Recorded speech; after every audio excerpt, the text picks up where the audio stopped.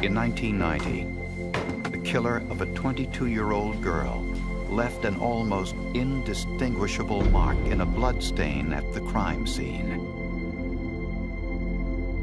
But a new computer forensic technology found distinguishing characteristics in the smear, evidence that would lead directly to the perpetrator.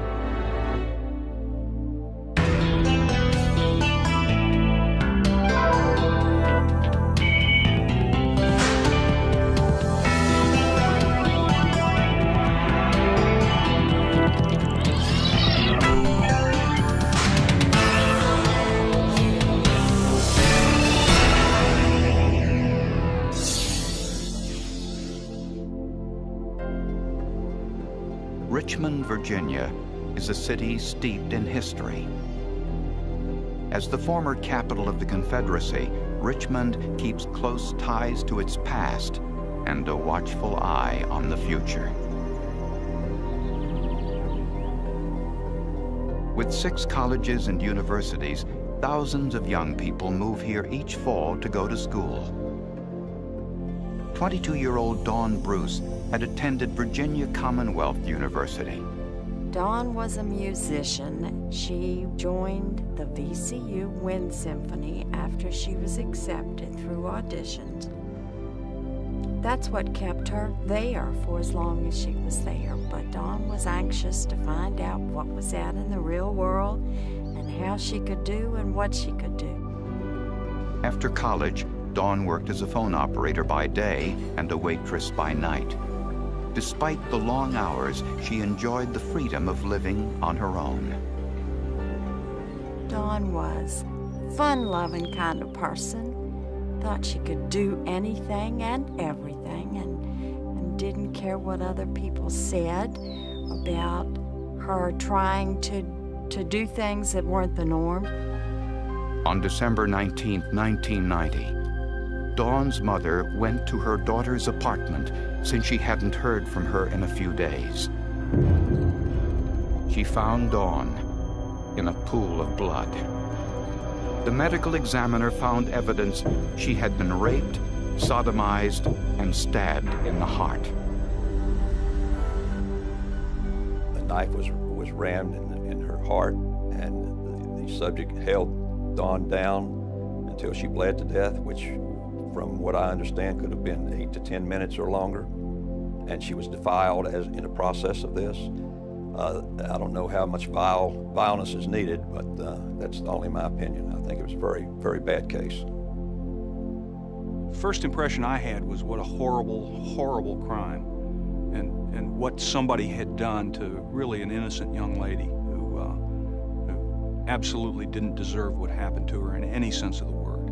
It was a young 22-year-old female who was working, minding her own business, had a future ahead of her, had children ahead of her, marriage, everything that we all enjoy, and she was brutally attacked while she was sleeping. Investigators discovered that the killer entered the apartment through a window which had been pried open. But there was no evidence of burglary. Nothing had been disturbed or broken.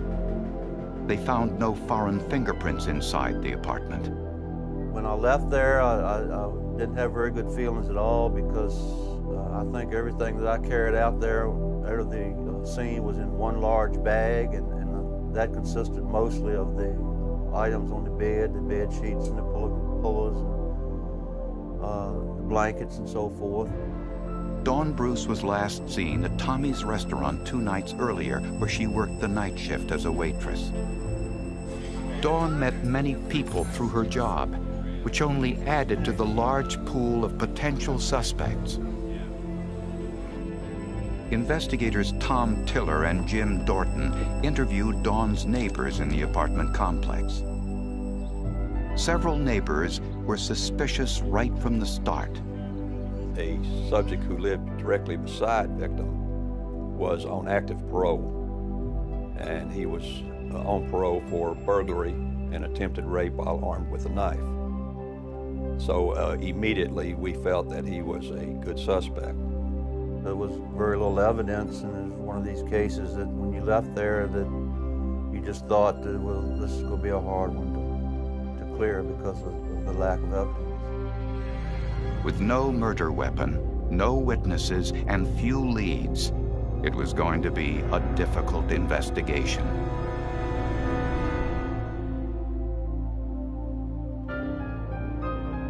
She wanted to be a firefighter, and she had passed her firefighter 1 and 2 and was volunteering as a firefighter.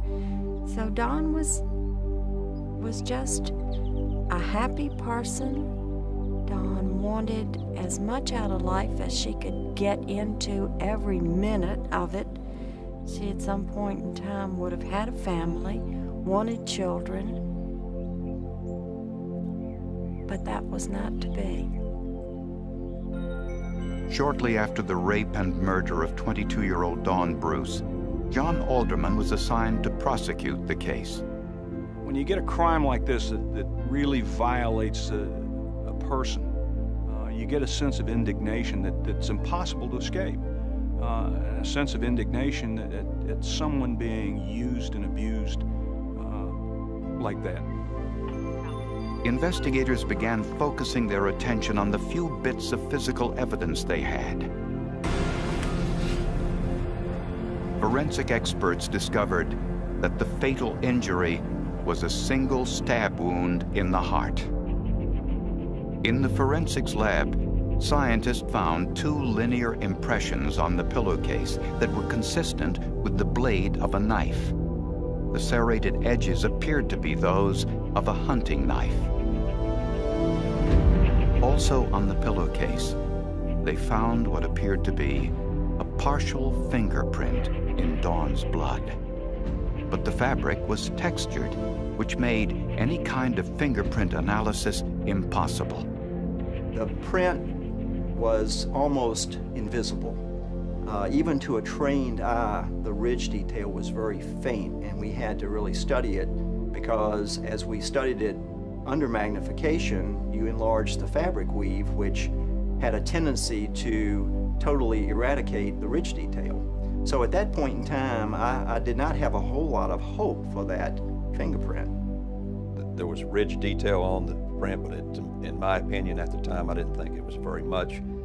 I knew if that's all that we would ever have and it could not be enhanced in any way, then we wouldn't have much of a case unless we got a lot more evidence coming in that we didn't think we would get.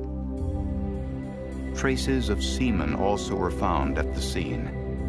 Serology tests indicated the killer had type A blood. This eliminated Dawn's boyfriend, as well as Dawn's neighbor, who was on parole for rape and burglary.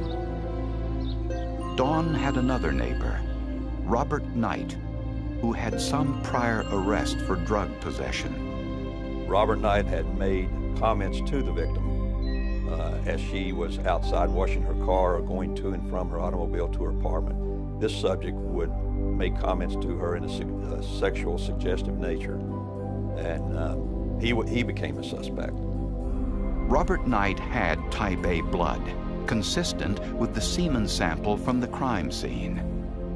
But he had an alibi for the night of the murder. He said he was with his girlfriend at the time. And the fingerprint on the pillowcase did not appear to match the fingerprints on file for Robert Knight. We tried traditional photography, everything that we knew at that point in time, also to develop some contrast between the ridges and the fabric. But basically, those techniques were not satisfactory at that point in time. We couldn't get it to a point where we felt like we had an identifiable print. Scientists tried various chemical processes to improve the print on the pillowcase. But every time they enhanced it, they also enhanced the threads of the pillowcase. Investigators were no closer to identifying the print on the pillowcase than they were the day after the murder. The fingerprint was something that we knew we had. It clearly was observed, it clearly was seen, but no one knew what to do with it because it was in a medium, in blood, on a medium, on a pillowcase, against a pattern of the pillowcase that made it unreadable. And if there was some way to make that print readable, it could take on as vibrant a forensic persuader as DNA evidence, and maybe some more. Then, investigators got a break. Every year we have a latent print conference, which encompasses all the latent print examiners in Virginia. It's a training seminar, basically, and the imaging people there, one of the vendors brought their imaging system there. I was highly skeptical of it, had never seen it used in a forensic case, but since we had nothing else other than this very faint print on fabric, we thought it was worth a try. The new system was called Image Enhancement Technology. Image enhancement uses a computer to identify patterns like those woven into the pillowcase. Once the pattern was identified, it was subtracted from the image, leaving only the ridge patterns of the fingerprint behind. After 10 hours of testing, the fabric pattern was subtracted, and what began to emerge was a partial thumbprint of the killer.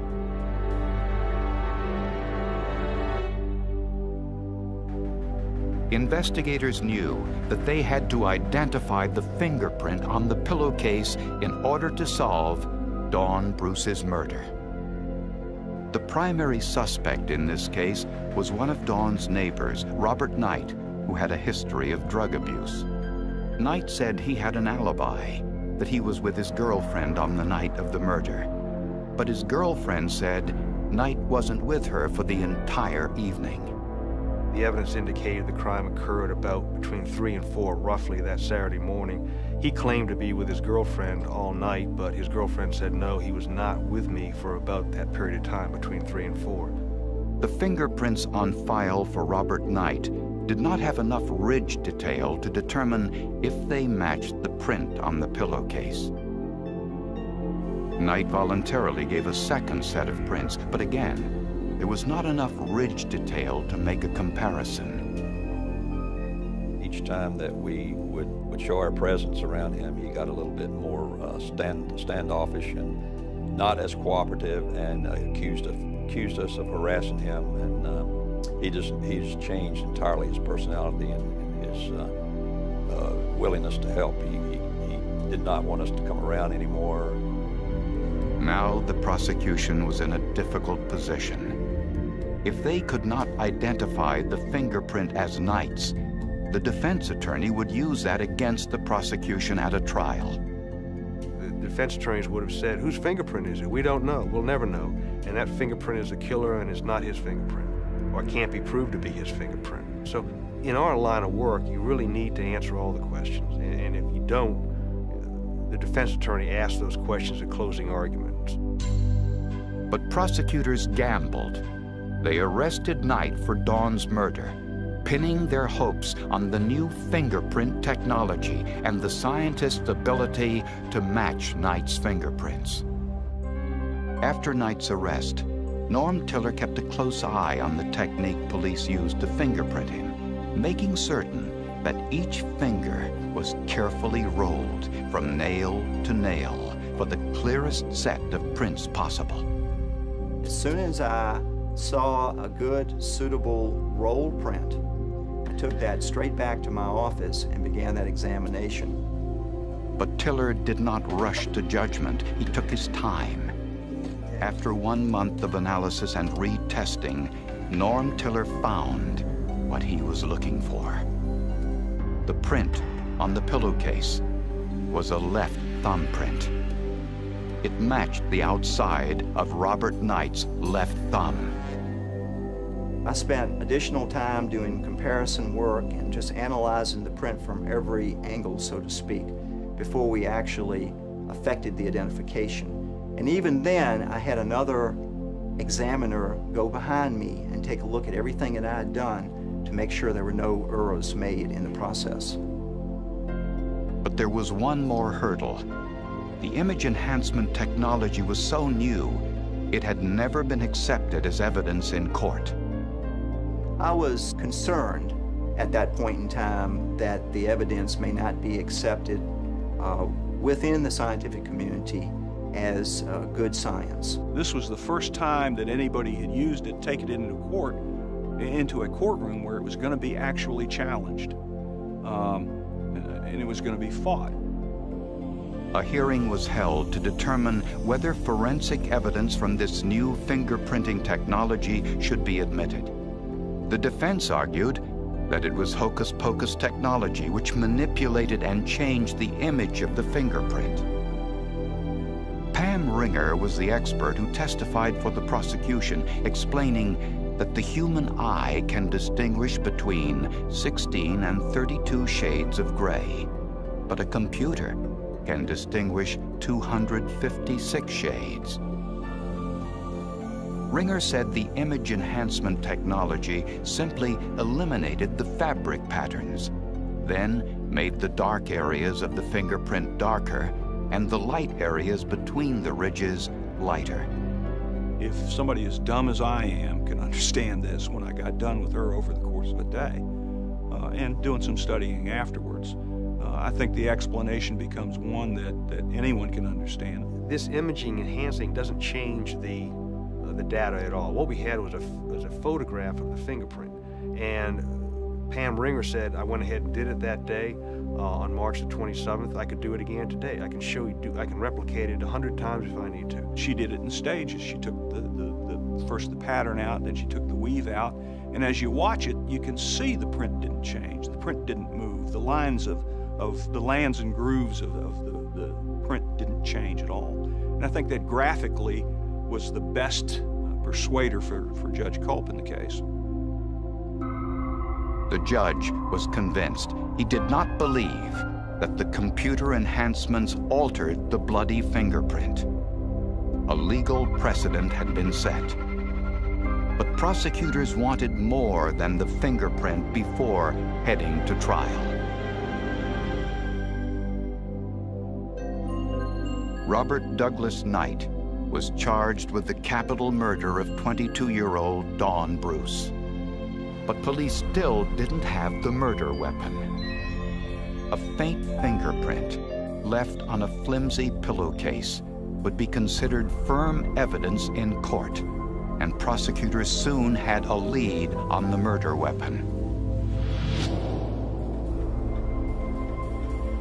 6 months after the murder, a maintenance man working in Knight's old apartment discovered something behind an access panel in Knight's old bedroom.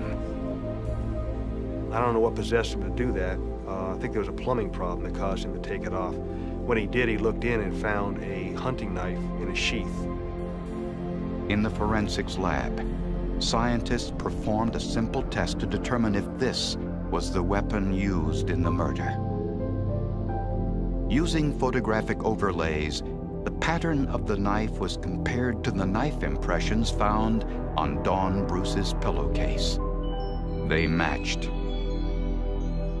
The final piece of evidence was the DNA testing of the semen found at the crime scene. It matched the DNA profile of Robert Knight.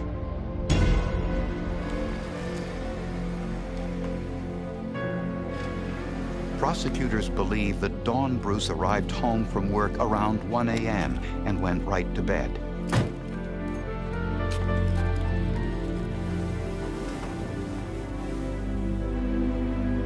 Sometime around 4 o'clock, Robert Knight went to the front window of Dawn's apartment, pried it open, and crept upstairs.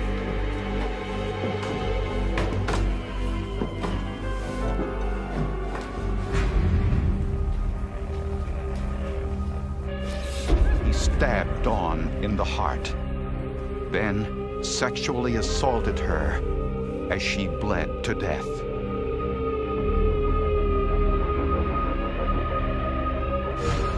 But Knight made mistakes. He wiped the knife on the pillowcase, leaving the impression of the murder weapon later matched to the knife found in Knight's apartment. He also left a partial bloody fingerprint on the pillowcase, matched with the latest in computer technology. Facing an overwhelming amount of physical evidence, and in an effort to avoid the death penalty, Robert Douglas Knight pled guilty. He was sentenced to 4 life terms in prison. I'm very disappointed that Robert Knight didn't get the death penalty. I think he deserved the death penalty. I think the forensic science played a major part in solving the case.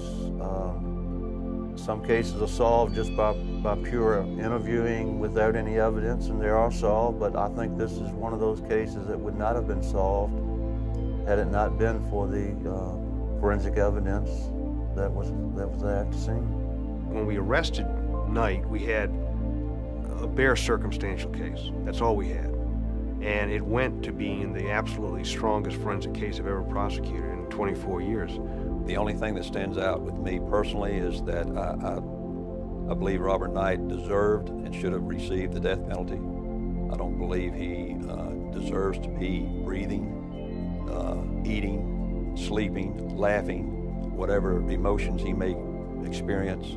I know one of these days he'll probably be walking the street again, but it will be a long time, and even though justice was served, I think he was deserving of the death penalty. I told my other daughter one day when we were talking about life and about her plans for family, when she said that she didn't think she was going to have children because she didn't know that she could go through what I had gone through. And I told her if I knew ahead of time that Dawn was going to be murdered, I would still have had Dawn because she brought such joy to us as her family. Not to ever not have children for fear of loss, because life is not a guarantee.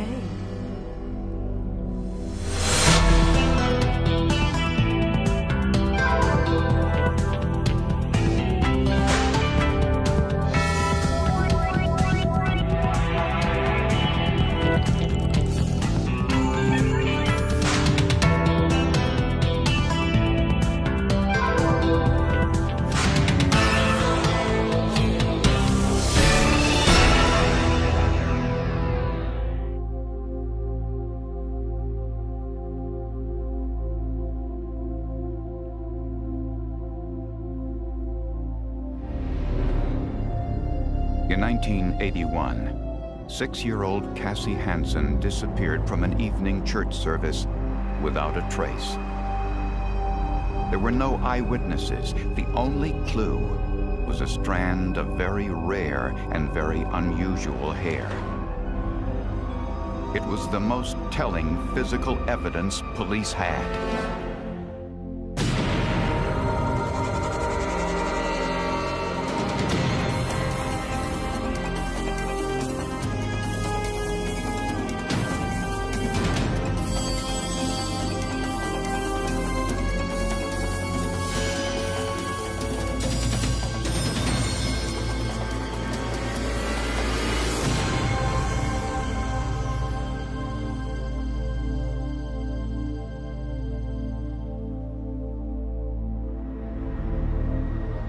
On a cold November night in 1981, the Hansen family headed to a service at Jehovah Evangelical Lutheran Church near St. Paul, Minnesota.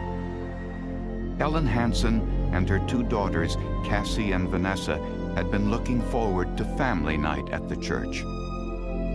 Bill, the children's father, had another commitment and wasn't able to go with them. It is etched in my memory. We had supper, and then the girls got in the car. Ellen was driving, and they were in the garage, and Cassie was sitting in the passenger seat of the car, and she was blowing kisses at me through the window, waving goodbye. Ellen, Cassie, and Vanessa arrived at the church early. The girls went downstairs to the children's area where Sunday school classes usually were held. Cassie told her mother she had to go to the bathroom and said she'd be right back. A few minutes later, I followed her, and she wasn't around anywhere. So I went upstairs, went outside, yelled her name a couple times. I got the phone call from Ellen saying that Cassie was missing. And, you know, my heart stopped, and I think I was just breathing heavy, you know, and just thinking, oh boy, this is, because you know your child, and you know that she would just not walk away from something like that. Right away I knew something was definitely wrong. When Cassie couldn't be found anywhere in the church, the St. Paul police were called to the scene. Within an hour, Cassie's photograph was distributed to local newspapers and television stations. The search lasted throughout the night. We stayed up all night long. People came all night long to help. There were a couple hundred people helping us search. Police went door to door in the neighborhood, and volunteers made hundreds of telephone calls, all without success. Early the next morning, police made the gruesome discovery. St. Paul police did find a body. The search has been called off. Cassie Hansen's body was found in a dumpster behind an auto repair shop just 3 miles from the church. This undercover officer was the first policeman on the scene. It truly incensed the community. It incensed a lot of police officers. It was as if he seemed to be treating her as a piece of trash. Cassie's leather shoes, minus the buckles, were found in 2 separate locations not far from the dumpster. Caroline Lowe covered the story for WCCO-TV in Minneapolis. The idea of a church is the one place you can go, and you'd let your daughter go to a restroom. That's something you would do. You feel a safeness that these, you know, basically good people are all in there together. The last thing you would ever expect, and we had no reason to expect a stranger would come into a church and abduct a child. The autopsy revealed signs of sexual assault. Semen found on her dress revealed the perpetrator had type O blood, and some foreign hairs also were found. The cause of death was strangulation with a 2.5-inch belt. Abrasions on Cassie's chest indicated another belt had been used as a restraint. A member of the church recalled seeing a white man, 50 to 60 years old, with dark glasses and white hair in the vicinity of the church bathrooms on the night of the abduction. It wasn't much, but it was the only lead investigators had.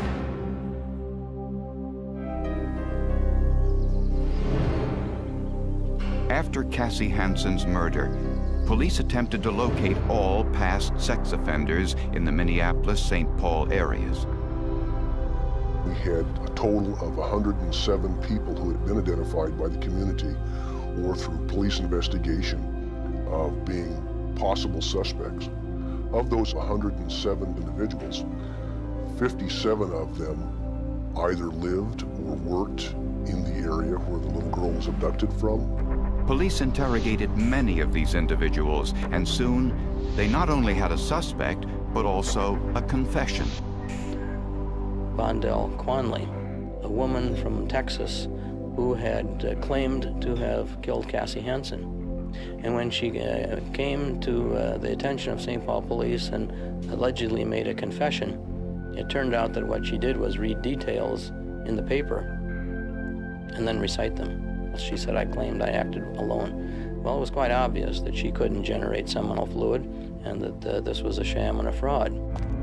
Police found 2 other witnesses who saw a white male carrying a motionless child near the auto body shop dumpster on the night of the murder. This was consistent with the description given by the church member who saw an elderly man near the church bathrooms. With no other leads, police contacted the FBI's Behavioral Science Unit in Washington, D.C. These profilers analyzed the background and behavior of criminals who have committed similar crimes and make recommendations about the type of individual who should be considered a suspect. Former agent John Douglas created the behavioral profile of Cassie Hansen's killer for the St. Paul police. Douglas said that the killer would be a white male, a loner with a poor self-image who probably had a history of child sex offenses.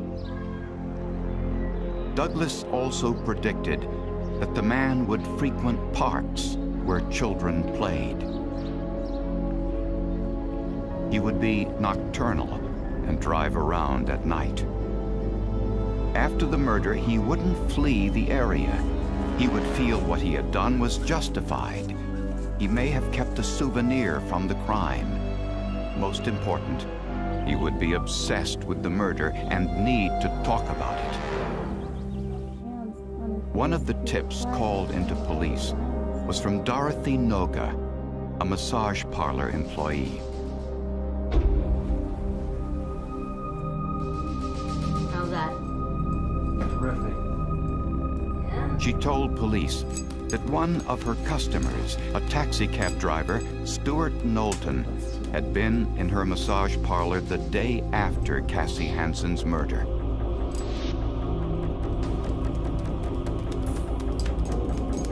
By the way, Dorothy, if anybody asks, would you tell them I was in here last night too? Which made her suspicious. During police questioning, Knowlton denied he was involved in any way. I have no words for any little girl. Listen, I'm trying to tell you this. I feel sorry for that little girl, for her family. But I did not kill her. I didn't know she was missing. Is it possible you killed her and you forgot? No, sir. I did not kill her. Knowlton also claimed to have an alibi. He said he was on duty driving his taxi cab on the night of the murder. If his alibi checked out, police had hit a dead end.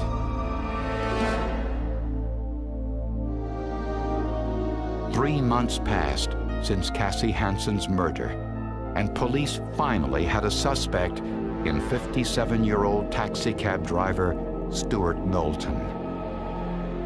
But Knowlton had an alibi. He said he was working on the night of the murder. In the back alley underground of massage parlors, it's not unusual for clients to confess their most perverse sexual fantasies and sometimes their secrets. Masseuse Dorothy Noga had many clients who confided in her. Knowlton was one of them. He asked Dorothy to say he was at the massage parlor on the night of Cassie Hansen's murder.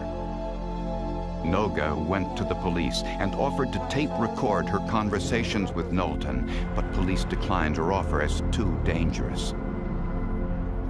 Janice Redman also was familiar with Stuart Knowlton. Miss Redman was head of St. Paul's Public Housing Office. 8 months before Cassie Hansen's murder, a resident filed a formal complaint against Stuart Knowlton, alleging he made sexual advances towards some of the children. I can't remember anyone being as killing as he was. Redman made the same offer to police that Dorothy Noga had, to conceal a wire on her body and talk to Stuart Knowlton about the murder of little Cassie Hansen. This time, police accepted. When Janice Redman met with Knowlton, she asked if he had been following news reports about Cassie's murder. Knowlton admitted he had. Then he made a critical mistake. He said that Cassie had been beaten about the face. This fact had not been released to the public. I wanted to find out if she and I was together, if he was up there. At the time, the girl. Judge Thomas Poach, who prosecuted this case, said this was their first breakthrough.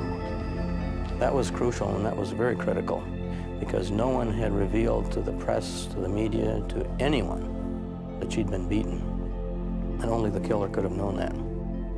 Meanwhile, we didn't have any witnesses, and it was entirely a circumstantial case.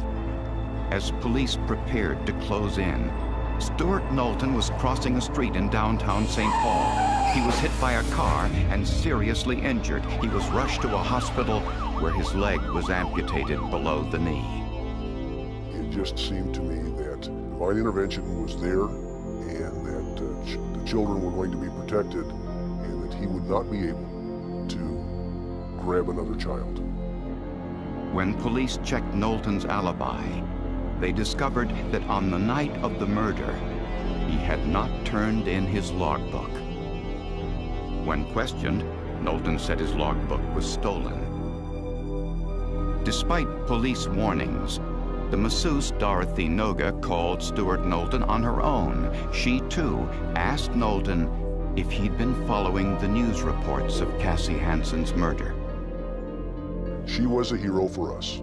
She told us that during one of these conversations that he admitted to her that he had killed a little girl, that he had in fact had killed Cassie. Dorothy Noga agreed and wanted to help in the case and stated that she would be willing to talk to him and to tape these conversations. And she did this hours on end. But he wouldn't repeat the confession on tape. Later, when Dorothy Noga left her massage parlor, a man jumped out of the darkness and slashed her throat. He ran away, leaving her for dead.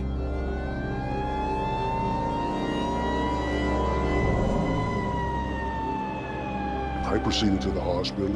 Her throat had been slit, that her blood pressure was down to 0, that they were certain she was going to die. Dorothy Noga recovered from her attack.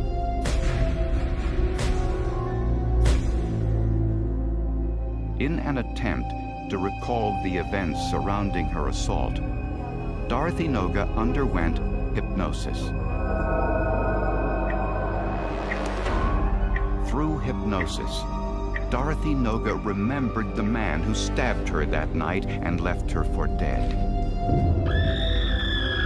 She alleged it was Stuart Knowlton who attacked her just hours after the telephone conversation in which he confessed to the murder of Cassie Hansen. He jabbed a knife straight on him, like that in my neck, and I pulled it out. Well, then I knew, and then he cut me, and I turned my head like that, and he said, "I'll teach you not to talk," and then he cut it, and then he slid it all the way down. Minnesota state law prohibits testimony from individuals with hypnotically enhanced recollection, so no charges were filed for this incident.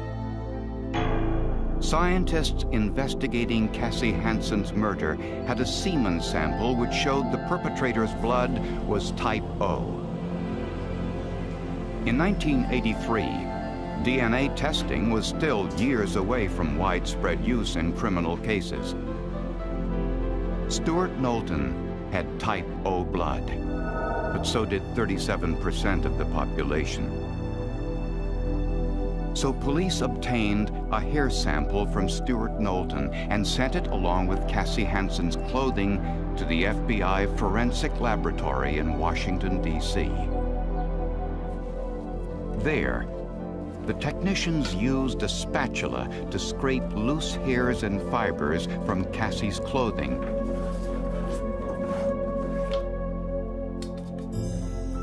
Under a stereo microscope, those hairs and fibers were analyzed and compared to hairs taken from Stuart Knowlton. The comparison is subjective.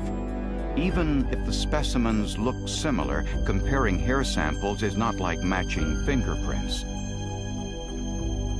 Al Robillard was in charge of the FBI's hair and fiber unit at the time.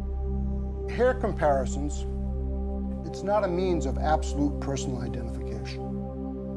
Because I say that the hair matches an individual or has the same microscopic characteristics as that individual's hairs, does not absolutely mean it came from him. The reason for that is hairs are not so unique that they allow you to reach an absolute conclusion. It's possible that two hairs that are so nearly alike they can't be distinguished microscopically could come from two separate individuals. But in this case, Robillard made an interesting discovery. He found a hair on Cassie Hansen's clothing that was so unique he had never seen it before, nor has he seen it since. It was so unusual. In my career, looking at hairs at the FBI laboratory, I've never seen, or I've never matched a hair that had this unusual characteristic. A hair disease called pili annulati. Commonly, that's referred to as either ringed hair or banded hair. So I thought this was rather significant. Pili annulati is a hair shaft abnormality, which is very rare, and medical experts don't know what causes it.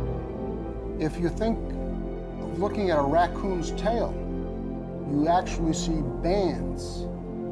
And these bands are created because there's a breakdown in that area of the cuticle that begins to separate. When Robillard analyzed Stuart Knowlton's hair, he discovered that it showed signs of the same condition, pili annulati. No doubt about it, thousands of hairs over the course of my career. And I only saw this, or was I able to put two hairs, associate a victim to a suspect, not only through the microscopic characteristics, but also through a disease of the hair. With this discovery, Stuart Knowlton was arrested and charged with Cassie Hansen's murder. Dorothy Noga's testimony held the courtroom spectators spellbound. She told the jury what Knowlton said during a telephone call just hours before she was attacked. Knowlton said he was driving his taxi cab in the vicinity of the Jehovah Evangelical Lutheran Church when he needed to use the bathroom. Knowlton ran into Cassie Hansen. Hi, how are you? Good. What's your name? Cassie. Are you here for the church services today? Yes. Are you here with your mom and dad? Just my mom. He asked her if she wanted to play a game. What kind of game? When he took her outside to his taxi, she became frightened and started to scream. In the taxi, when Cassie was struggling to get away, Knowlton strangled her with his belt. Later, he put her body in a dumpster a few miles away. He took the buckle off her shoes, possibly as a trophy, and dropped the shoes in two different locations. Stuart had a shoe fetish. When he talked about shoes at first, it meant nothing to me. In retrospect, it was probably more significant than I thought. The description of Stuart Knowlton's rare hair condition convinced the jury that the banded hair found on Cassie Hansen's clothing came from Stuart Knowlton. The evidence from the FBI laboratory was the absolutely critical one piece of evidence that was absolutely essential to tying him in and to being able to get a conviction of Stuart Knowlton.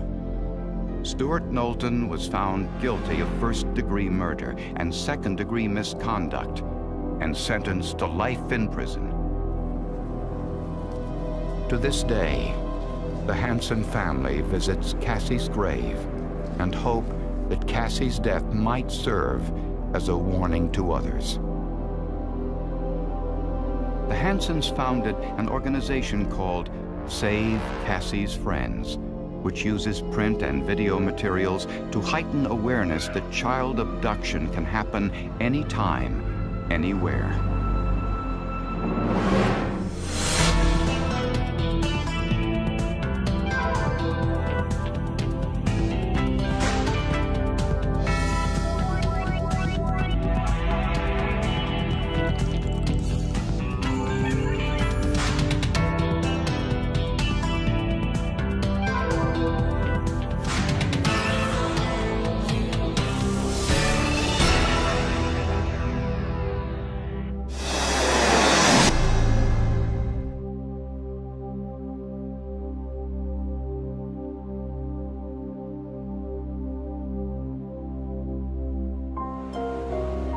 Breathtaking beaches and beautiful bodies explain why Southern California is often the first choice for motion picture and still photographers.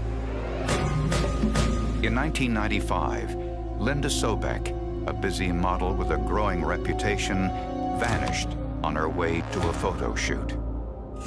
Linda's photographic images helped launch her career and would also solve the mystery of her disappearance.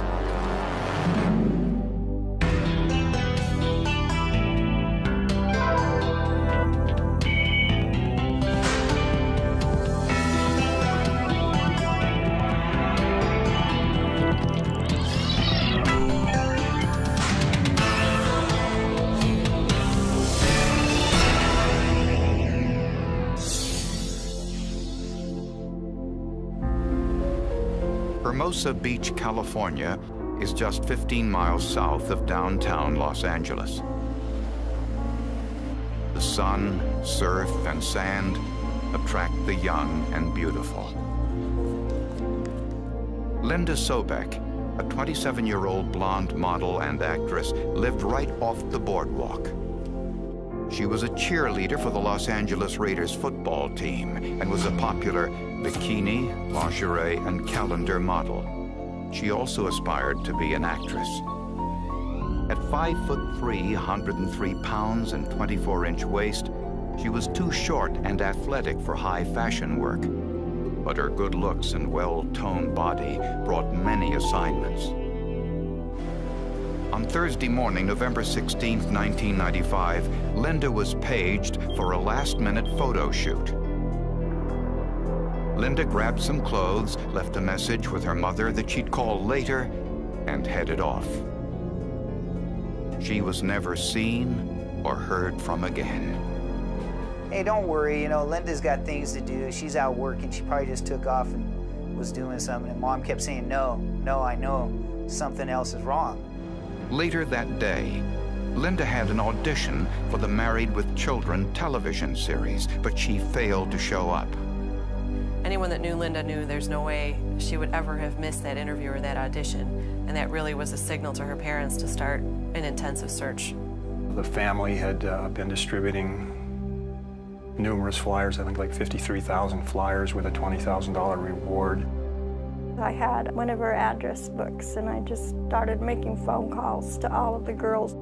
Apparently, Linda had broken some of her own rules about modeling assignments. No one knew where she was or the name of the photographer. Since she took this assignment outside of her modeling agency, they had no information either. 2 days later, in a trash bin, a worker in the Angeles National Forest found some pictures of a beautiful woman.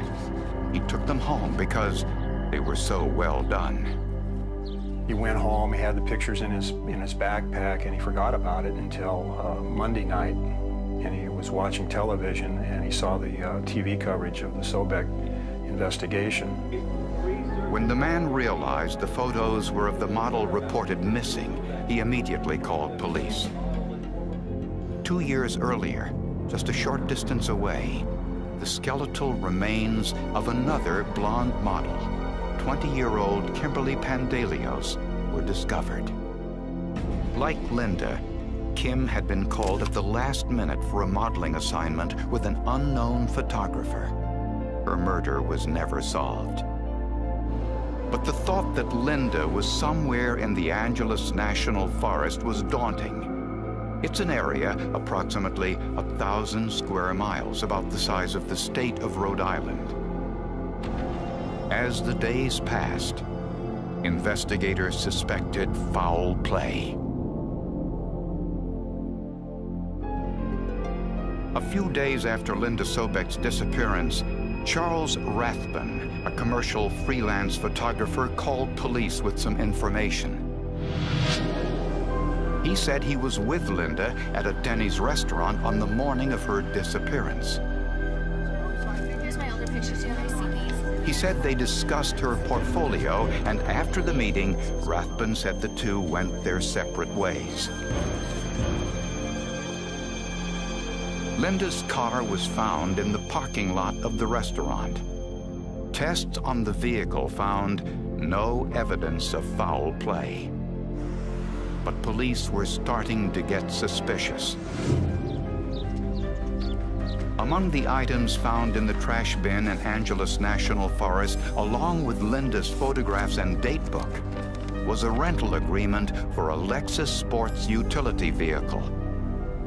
The name on the document was Charles Rathbun.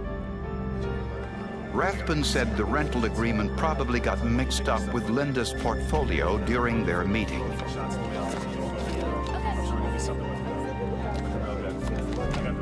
Rathbun shot photographs of the Lexus later that day for Auto Week magazine, and he returned the car the next day.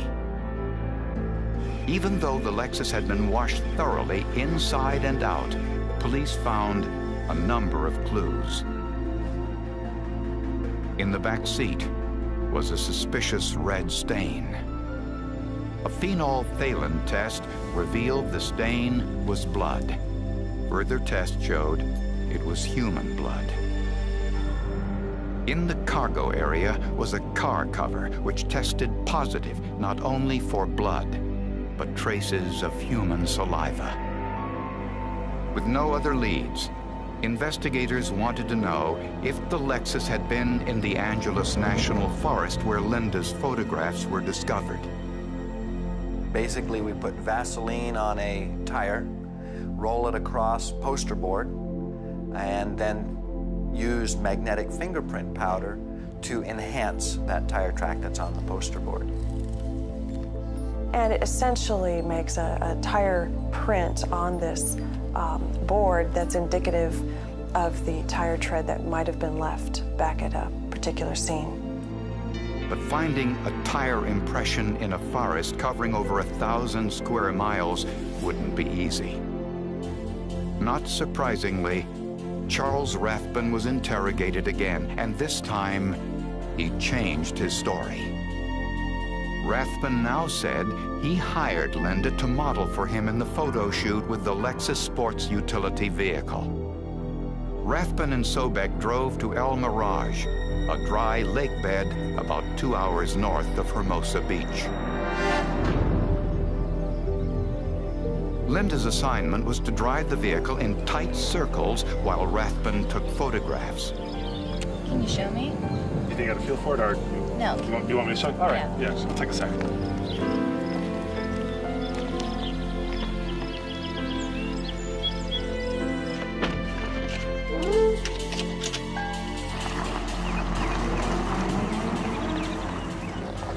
Rathbun demonstrated the maneuver while Linda stood by and watched.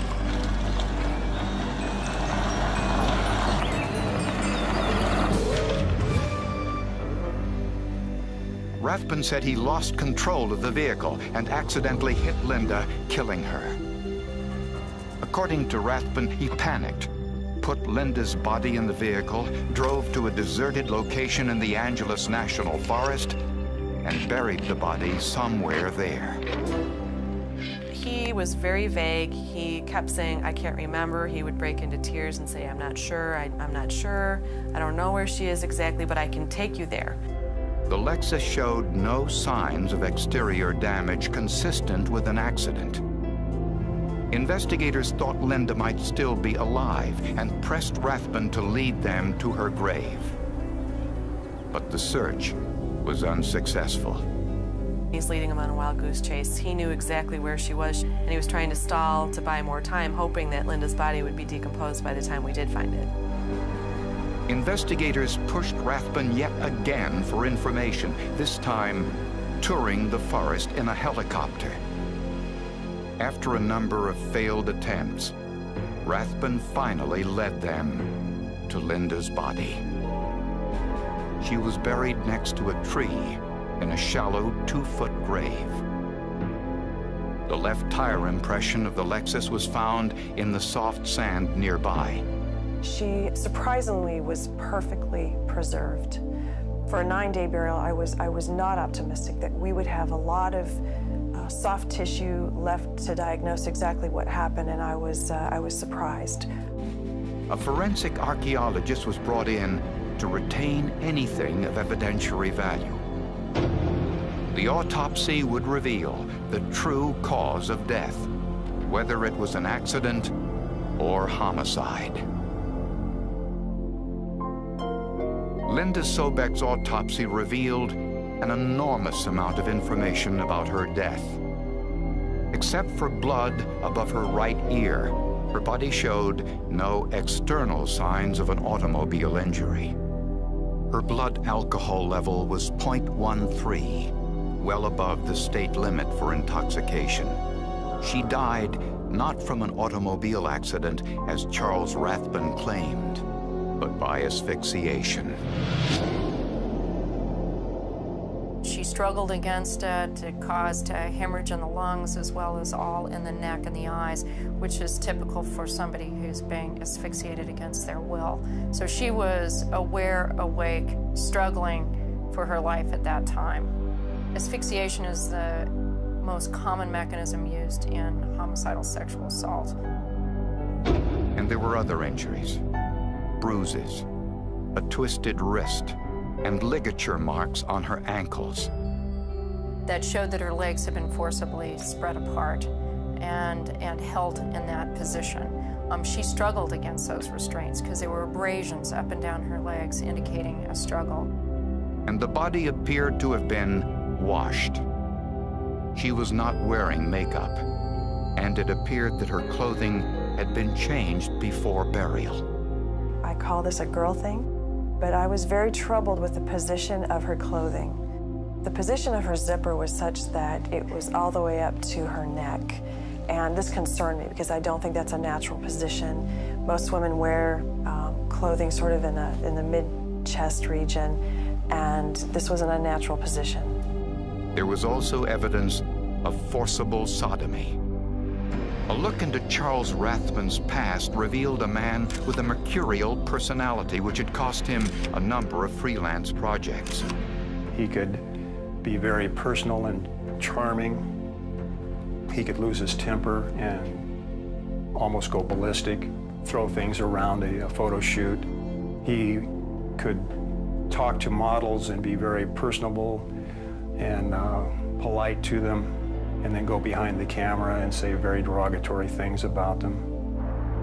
A few years earlier in Columbus, Ohio, Charles Rathbun was arrested and charged with the rape of a married co-worker. Rathbun claimed the encounter was consensual, and he was acquitted. The search of Rathbun's home revealed a collection of over 200 guns. Of particular interest was a .45 caliber semi-automatic pistol. The gun was examined for the presence of blood due to the hypothesis that the sexual assault expert had that this was used in the sexual assault of the victim. In doing so, you initially examine the weapon with just regular room lighting, and no blood was observed. But when I tested the gun chemically, or I used presumptive blood tests in the examination of the gun, I did detect a positive presumptive test for blood on the breech face surface of that weapon. Well, we found a lot of evidence from his house and from talking to his friends that he did have a dislike for blondes, and that he did have a dislike for some women in particular, that he had referred to Linda as a little bitch and being difficult to work with. Charles Rathbun was arrested and charged with first-degree murder and sodomy with a foreign object. Rathbun continued to maintain that Linda's death was an accident. He said Linda was drinking that day, and after striking her accidentally with the Lexus, she began kicking and screaming while trying to subdue Linda. Rathbun accidentally suffocated her. Almost ludicrous to think that she would drink while on a photo shoot, especially when you think that she had an interview with a television program scheduled for later that evening, that she would compromise herself. Then Rathbun delivered a bombshell. He claimed his sexual encounter with Linda that day wasn't forced at all, that it was consensual, and he claimed to have nude photographs to prove it. Okay, babe. Charles Rathbun claimed that Linda Sobeck willingly engaged in sex with him before the automobile accident and had taken photographs of Linda that day, which would prove it. That's hot. That's really, really hot. The defendant told his brother that there were some photographs in the desert that would prove his innocence and prove that Linda consented to sexual relations with him. It drew him a map of where to find these rolls of film, and that the defendant's brother, Robert Rathbun, and his girlfriend drove out up into the mountains and were able to find these 5 rolls of film in the middle of the desert after months of exposure to the sun and the wind and the rain. Robert Rathbun found 5 rolls of film, but instead of turning them over to police, he developed the film himself. 4 rolls contained G-rated pictures of Linda posing at El Mirage in 2 different outfits. In some of the pictures, Linda's outfit looked disheveled, and there was a hole in her thigh-high stockings, raising questions about whether Linda posed willingly. The 5th roll was water-damaged, double-exposed, and pornographic. The 5th roll of film was a series of double-exposed pictures, 12 images of a dashboard of a vehicle, and 11 images which were fairly X-rated and pornographic of female genitalia. You could see no head, no face, really no body, just hands and a couple shots and primarily a close-up of female genitalia. The mystery of this was it was clouded by the water damage, so we are only seeing bits and pieces of these various frames or various photographs. According to the defense, those pictures indicated that Linda Sobeck had engaged in consensual sexual behavior with the defendant on the day that they took the pictures in the vehicle and the day she disappeared and died. But were the photographs of Linda Sobeck? With the help of the sheriff's photo lab and an aerospace company, the pictures were enhanced. The Aerospace Corporation scanned these images in and assisted me for 3 days going over pixel by pixel the significance of what we were seeing. In the background, you could see some of the elements of the automobile's dashboard. But the logo on the steering wheel was not that of a Lexus. It was an Oldsmobile prototype Rathbun photographed on a previous project. The steering wheel on the questioned vehicle has an entirely different logo than the Lexus. It has cruise controls that are in the steering wheel that the Lexus vehicle does not have. But were the nude pictures of Linda? Investigators compared the body of the woman in the photographs to pictures taken during Linda's autopsy. It was clear that this was not Linda Sobeck, and in no way did it show any type of consensual act. The dress was wrong. The car seat was wrong. The hands that you see within the pictures have a very masculine appearance and don't appear to be consistent with our victim. The list goes on and on. And prosecutors did not believe Rathbun's accident scenario. They suspected that when Rathbun was taking photographs that day for Linda, that Rathbun struck her on the right side of the head, twisted Linda's arm, tied her ankles, and sexually assaulted her, possibly with his gun. He may have forced her to consume the alcohol. The deep bruises on her ankles indicated Linda desperately tried to escape. After the assault, Rathbun caused Linda's death by asphyxiation. Linda's blood and saliva were found on the car cover in the cargo area. And evidence suggests Rathbun washed Linda's face and redressed the body in an effort to conceal what happened. He later disposed of Linda's personal items in a dumpster, but made the mistake of including the Lexus rental agreement in his name. Charles Rathbun was convicted of first-degree murder and sodomy and was sentenced to life in prison without parole. I think Mr. Rathbun had not emotionally matured past probably the age of 18 or 19 years old and was not able to handle rejection by women and acted out those poor feelings in very inappropriate ways, ranging from inappropriate comments to sexual advances to touchings to actual rapes, and finally culminating in Linda's murder. The forensic evidence in this case, I think, was all important. Those photographs that he introduced to save him and provide his defense were, in fact, what caused his conviction. The Sobeck family believes that Robert Rathbun should have been charged with evidence tampering for his role in the discovery of the film.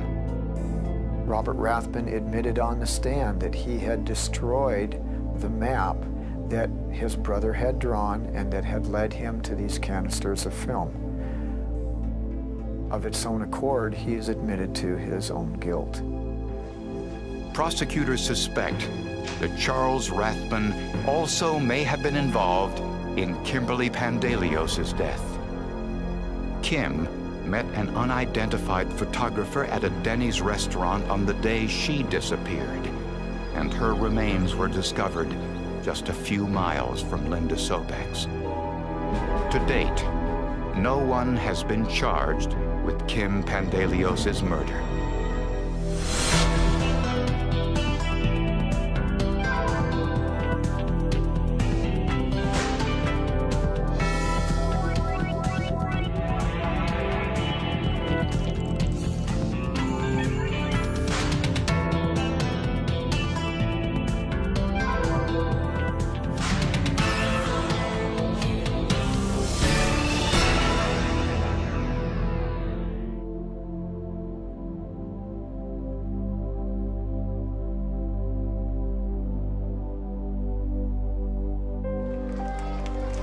Murder mystery dinner shows are often a fun way for amateur sleuths to test their crime-busting skills while enjoying a meal with friends.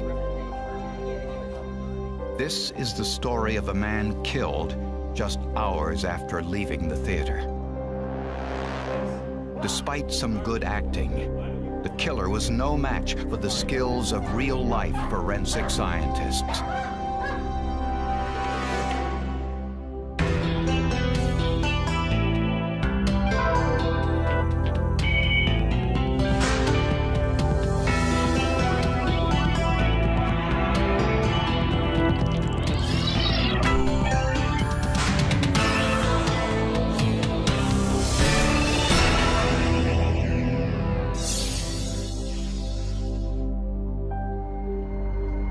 St. Michael's, a small waterfront community on the Maryland shore. Spectacular views of the Miles River and Chesapeake Bay provide a relaxing escape from the hectic pace of daily life. On Valentine's Day in 1998, a local resort offered couples the opportunity for a romantic getaway weekend, a chance to unwind, relax, play some golf, tennis, and enjoy one another. The weekend also included an audience participation event, a murder mystery dinner theater production. The first hour is generally a cocktail hour, and the actors are emoting during this whole hour, and the audience can very readily see who's the bad guy, who hates who, and why. In the audience that night were Steve and Kim Rico from Laurel, Maryland. Steve was a golf course ground superintendent. Kim, a hospital surgical technician. Ironically, the Ricos were seated next to a real-life prosecutor and his date, a probation officer. Kim and her husband Steve were sitting there, and she jumped right up and said, "Hi, my name's Kim, and this is Steve." And I was like, "Oh, this is going to be a good table to sit at." You know, she's a friendly person.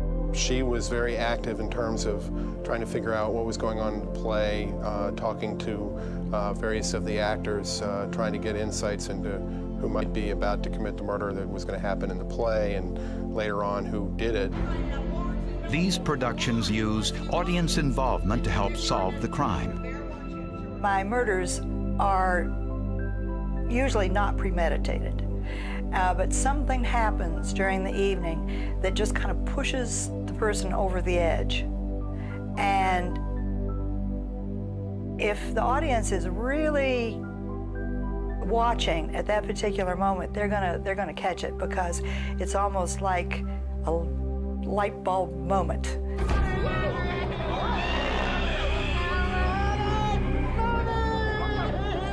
By all accounts, the evening was a success.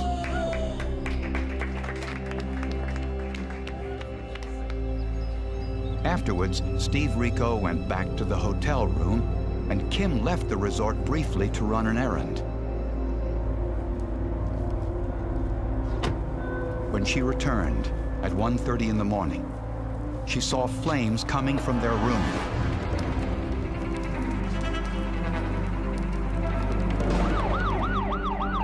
Firefighters pulled 35-year-old Steve Rico from the floor of the hotel room. He was in his pajamas, burned to death. There were empty beer bottles and some cigars found in the hotel room. It appeared that Steve was drinking, reading a Playboy magazine, and smoking a cigar when he fell asleep, with the cigar possibly starting the fire. I remember just coming back from a walk with my family and getting the phone call from my sister and physically collapsing to the ground, so it was very tough. And when it was an accident, still, it was just hard. There was too many questions that were unanswered, and it really was a shock. This was viewed as I don't want to say routine, but it was viewed as a routine smoker's accident, that the smoker fell asleep, that a fire started and the smoker died. And that's kind of how the police took it and understood it to be. In addition to his wife, Steve Rico left behind an 8-year-old daughter, Anna. He was a great man. Cared a lot about his family. Most important things in his life were his daughter and his wife and his job. Fire investigators noticed a melted plastic soda bottle on the table next to Steve's bed. Investigators call this a pointer because it usually points in the direction of the fire. But other clues in the room would point to an entirely different direction. News of Steve Rico's death shocked friends and co-workers who recalled how much Steve was looking forward to the weekend getaway with his wife.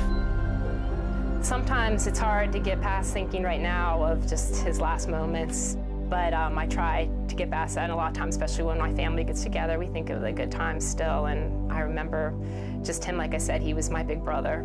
I mean, I remember dancing with him at my wedding, and, excuse me, I'm always telling me that he'd always be there for me, and there's been a lot of times that I needed him, so it's been tough, and for everything we've been through, it's just, I know there's no bringing him back, but, so it's hard. The news also surprised those who sat with the Ricos at the dinner theater. I think Henry called and he said, "What was the name of that guy that was sitting at the table with us?" And I said, "It was Steve." He said, "That was the guy. They got killed in this fire." I'm like, oh my God. Deputy Fire Marshal Michael Mulligan was assigned to investigate the fire. The physical fire damage to the hotel room was minimal. It was so well insulated that the fire didn't have enough oxygen to spread. One cigar was missing from a new pack near the bed. It appeared that the fire started on the bedroom floor where Steve was lounging at the time of the fire. We eliminated a possible electric source of ignition.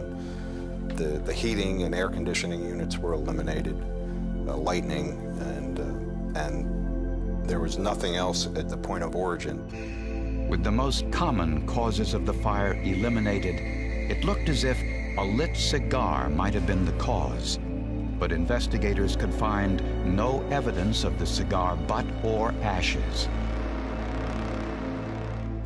Dr. David Fowler, the Deputy Chief Medical Examiner for the state of Maryland, immediately performed the autopsy. Blood tests revealed that Steve had a normal concentration of carbon monoxide in his system.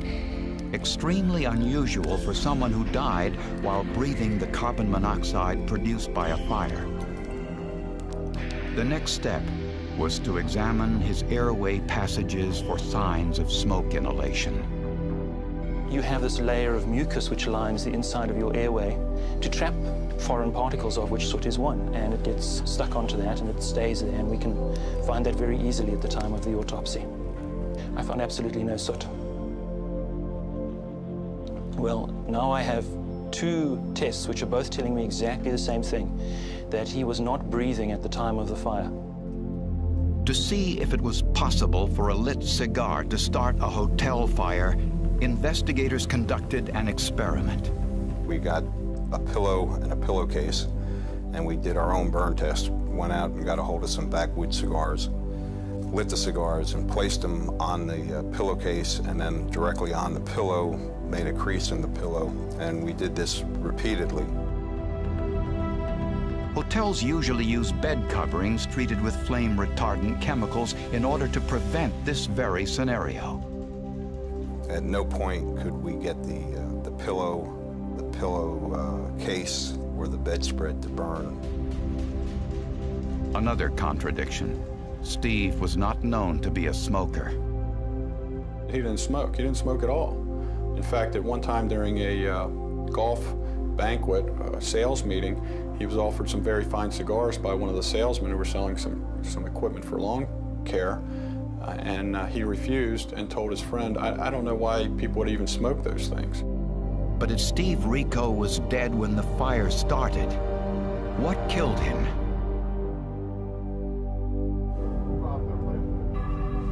As investigators continued their look into the mysterious hotel fire that killed Steve Rico, accelerant-sniffing dogs identified a flammable liquid on the bedroom floor at the foot of the bed.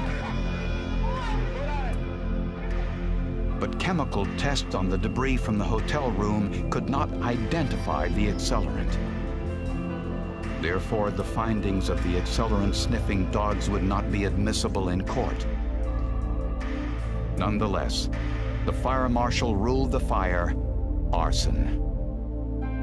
There were empty beer bottles in the hotel room, and Kim said Steve was drinking heavily at dinner, but the autopsy found no alcohol in his system. A background check revealed Steve had over $400,000 worth of life insurance with his wife Kim as the beneficiary. Interestingly, Kim purchased an additional $250,000 policy on Steve's life shortly before he died. Detectives also learned that Kim Rico was having a sexual affair with a man 10 years younger and discovered love letters in Kim's personal papers to prove it. Kim Rico denied she was involved in her husband's death, but admitted the couple was having marital problems. Kim said they went to the resort to work on their marriage. But after the dinner theater performance, the two argued over sex. Her story was that he wanted to have sex with her that night, and she had turned him down. They had an argument, and she left the scene because of his frustration and his disappointment with her. And Steve stayed behind. According to Kim, he was drinking, reading a Playboy magazine, and smoking a cigar. But investigators discovered evidence that Kim was seeking to end their 8-year-old marriage, not fix it. Kim was an extrovert, Steve a homebody, and Kim told friends and relatives the two were incompatible. She kind of played games with him at the end because she told him she was not happy, and I think she told us that she was considering divorce. And then she said that he's got to work on himself, he's got to make improvements, he's got to do a bunch of things. And he did start doing all those things because he did want to save the marriage, and he admitted, okay, I need to spend more time with my family, I need to, you know, if that's what, you know, I do love them. And he started working on all those things. And then she killed him. Kimberly's coworker informed us that Kimberly had come to him, she believed, what he believed in a joking manner, that Kimberly wanted this co-worker to kill Stephen. Still not enough. I got a little job for you. Oh yeah? What's that? You can kill my husband for me. The co-worker thought that she was joking, thought that they had just been having normal marital problems. So the co-worker told Kimberly, you know, just laughed and said, oh, just why don't you just put him to sleep with succinylcholine and he'll go to sleep forever. It may have been an unfortunate joke. Succinylcholine is a drug Kimberly Rico would have had access to as a medical technician. It's used to relax the muscles before placing an intubation tube down a patient's throat. In large doses, it is lethal. Succinylcholine is broken down by human enzymes almost immediately and is therefore untraceable. Kimberly, being a medical technician, assisted in surgery. And we knew that, and we learned that succinylcholine is on the cart there, but it's not accounted for as narcotic drugs are required to be accounted for.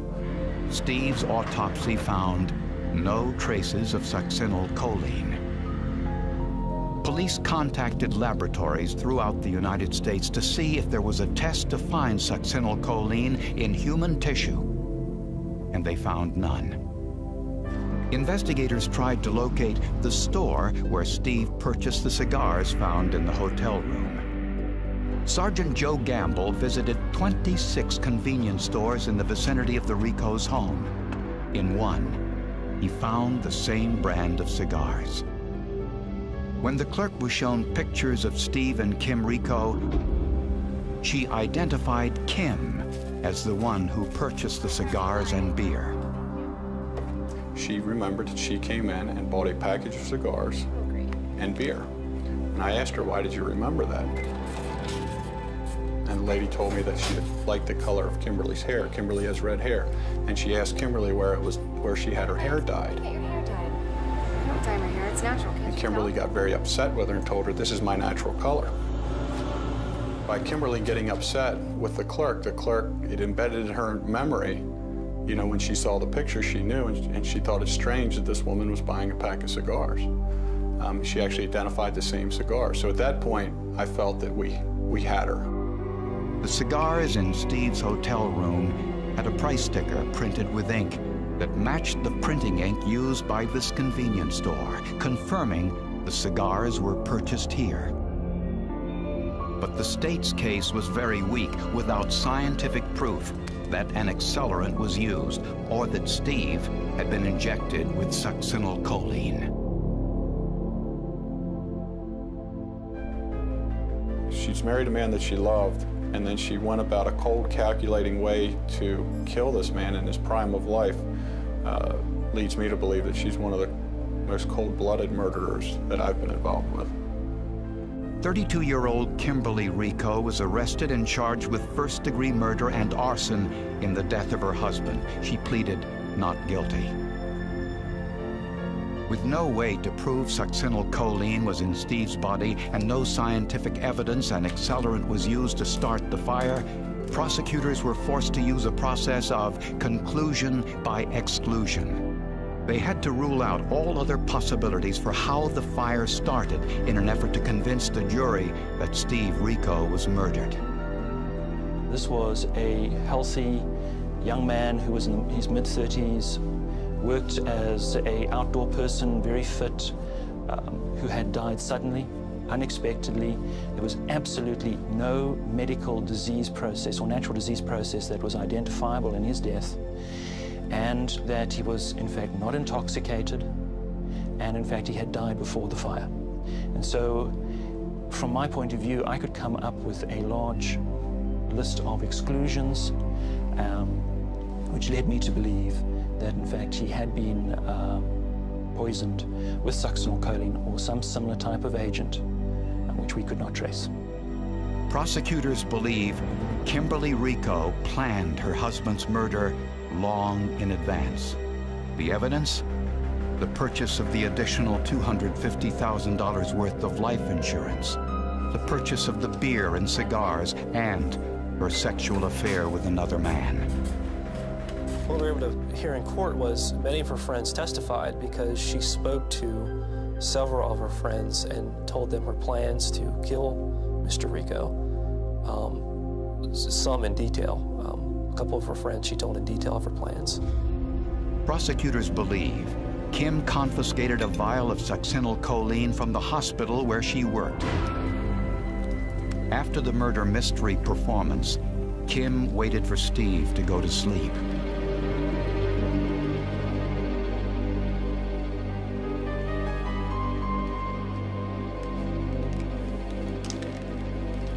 Then injected him with a lethal dose of succinylcholine. She then staged the scene to make it look like an accident.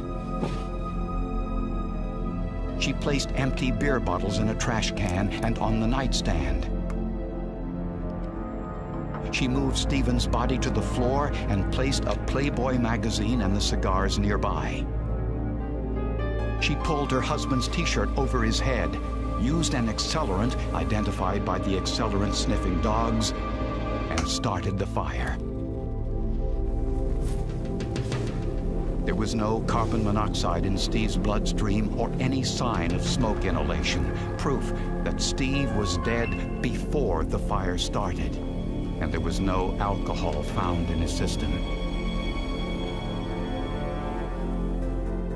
Tests would reveal that the cigar was not enough to ignite the flame-retardant fibers of the pillowcase alone. Kim left the resort to create an alibi and returned around 1:30 a.m. and reported the fire to hotel employees. The motive: Kim wanted to get rid of her husband so she would be free to pursue the relationship with her lover. The defense argued that Stephen Rico's death could have been caused by the fire, and that his lack of consciousness might have been caused by the accumulation of chemicals he inhaled through his work at the golf course. Kim was the last one in the room, and she had motive because of the insurance. The science really provided a whole lot of negatives. We excluded a lot of things, but we did not provide anybody with a smoking gun. And so I think that this case was done largely and really hinged on the superb investigation that was done by the state police troopers.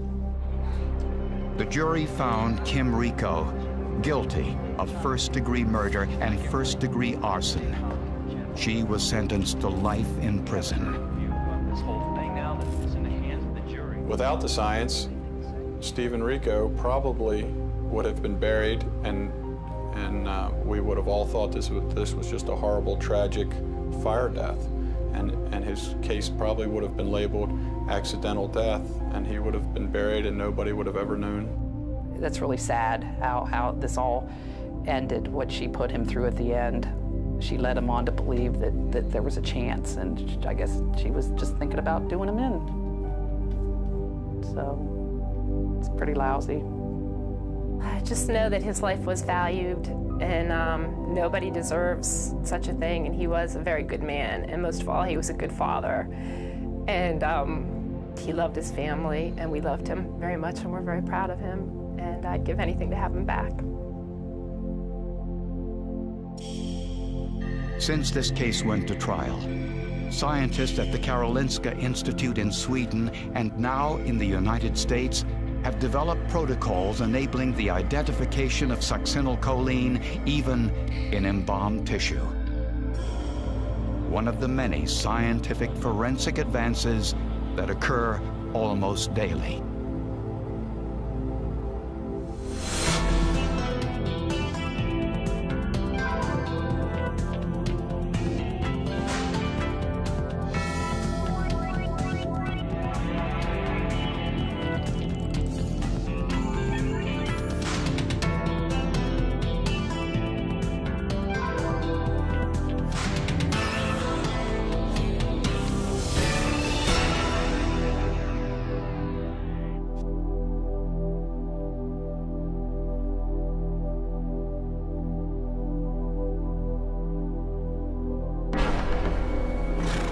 On a warm summer evening in 1980, a young married couple took their horses out for a leisurely ride through the woods. One of the horses bucked and threw the rider. The autopsy confirmed it was an accident, but the family wasn't so sure.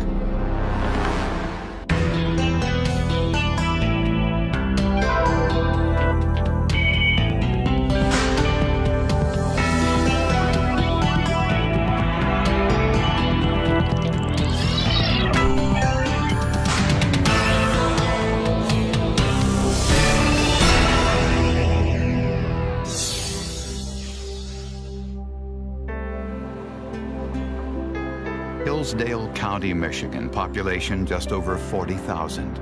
This is farm country, soybeans and corn mostly, a hospitable place where friends drop in unexpectedly, and there's always room for one more at the dinner table. 25-year-old Shannon Moore was a quiet, unassuming young woman who grew up in nearby Toledo, Ohio. She was a very good student in school, and she said when she was in first grade, because she went to a Catholic school, I'll be a nun or I'll be a nurse. And she became a nurse. In September of 1979, Shannon Moore met an eligible bachelor from Hillsdale County, 36-year-old David Davis. The two met at a friend's wedding. Well, Shannon came home from the wedding of this other nurse and said, Mom, I met this real nice man. And we spent the whole evening together. We had such a wonderful time. He told me he was a millionaire. He has farms all over the United States and in Belize. And he's going to call me. We have a date set up. I thought the world of him from the very beginning. He was just a kind of a rugged outdoor type person, liked to fish and hunt.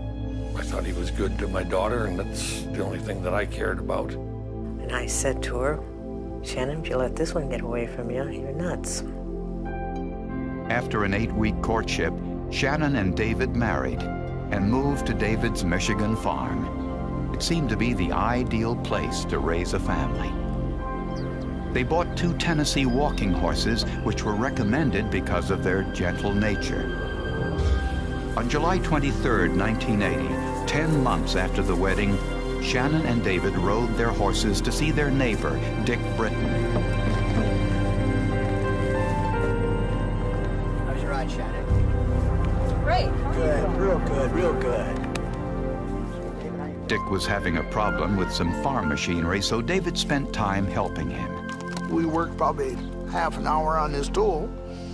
Then Shannon come up and asked me about taking our boy Norman home with him. And I went to turn around and tell her, sure, go ahead and take him. And Dave said, no, you can come get him in the morning. And, you know, Shannon had asked me the question, but he had answered. And so I dropped it. David and Shannon then mounted their horses and left. See you later, Dick.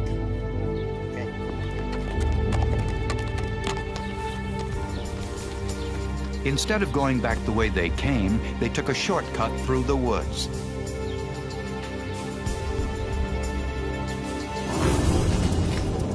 A short time later, David raced out of the woods back to Dick Britton's farm. Dick, come quick!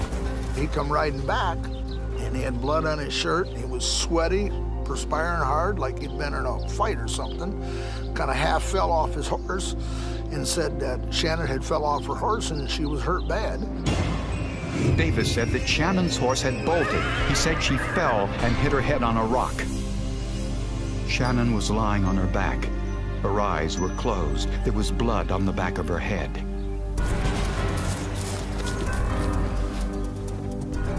Shannon's blouse was undone, and her sneakers were off, which Britton thought was unusual.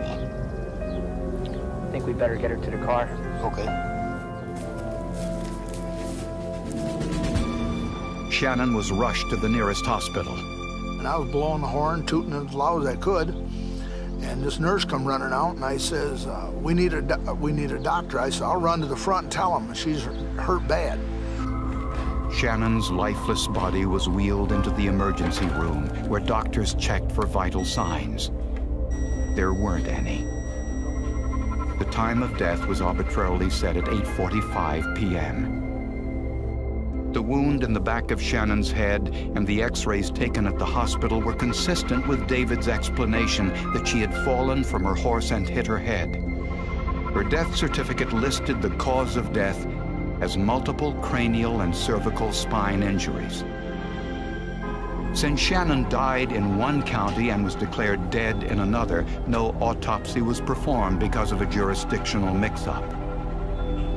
That failure would later come back to haunt Shannon's family. Shannon Moore had two lifelong dreams. The first, to become a nurse. The other, to raise a family. She graduated from nursing school and had been married less than a year. Her dreams for a family would never be fulfilled because of a freak horseback riding accident which took her life at 26. When Shannon's parents, Lucille and Bob Moore, arrived at the hospital, her husband, David Davis, was in the hall crying. They all instinctively hugged each other, just as they always did.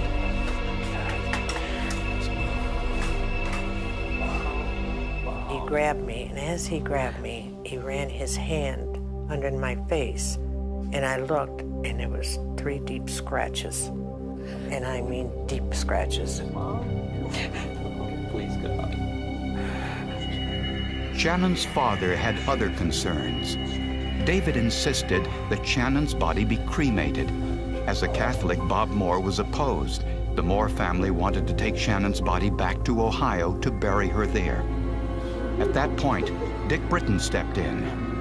You know, her mother was crying and Bob was crying, so I stood right up and yelled at him. I said, Dave, that's her folks. I said, nobody knows her out here. I said, let them take her back to Toledo and bury her there. I said, there are people who come to her grave and put flowers on it. I said, she don't know anybody here. And he backed down and said, okay. The next day, deputies from the Hillsdale County Sheriff's Department visited the scene of the accident. They found the bloody rock, the only rock for some distance around.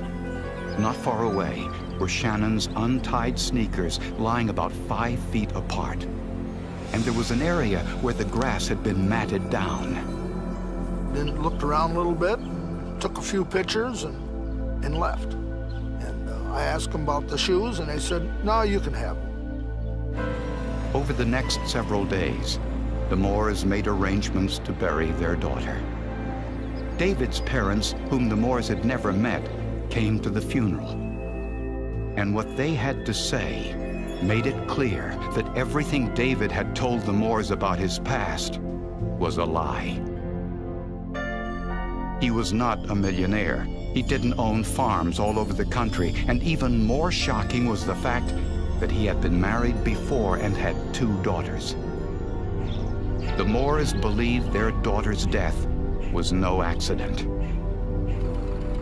Dick Britton had come to the same conclusion because of something Davis had said the day after Shannon's death. So the next morning we're sitting at my table and he wants to know about the neighbor. He said, does the neighbor still want to sell his farm? And I said, huh? And he said, never mind. And I'm thinking, how can you be thinking of buying a farm the next morning after your wife died? Then he left, and that just kept working on me. I kept thinking, what? That don't sound right, you know? It just... A week after Shannon's death, Dick Britton and the Moores took their suspicions to the Hillsdale County Sheriff's Office. The Moores discovered that Davis had taken out insurance policies on Shannon's life totaling $330,000 during the 10 months they were married. The Moores demanded an autopsy, and Shannon's body was exhumed a month after her death. The autopsy revealed a 3¼ gash on the back of Shannon's head, along with bruises on her upper back, left shoulder, her upper right arm, right hand, and left cheekbone. But they found no evidence of foul play. The coroner concluded that Shannon died of the head injury. The Sheriff's Department considered the case closed. Believe it or not, yes, when they first brought her up and said there was no evidence, I thought they're missing something. there has to be. And I knew then we had to keep going one way or another because something was wrong. The Moores weren't the only ones who were suspicious. Billy Bowles, a reporter for the Detroit Free Press, uncovered some devastating information on David Davis, painting him as a consummate liar who lived off money gained from suspicious insurance claims. One claim was for a questionable fire on a farm Davis once owned. The vacant farmhouse burned, and he collected about $30,000 insurance for that. The barn burned mysteriously while he was away, and he collected $6,000 for that. In addition to those, he had left a job at Chrysler after a very suspicious injury, and he was collecting workman's compensation and Social Security for that.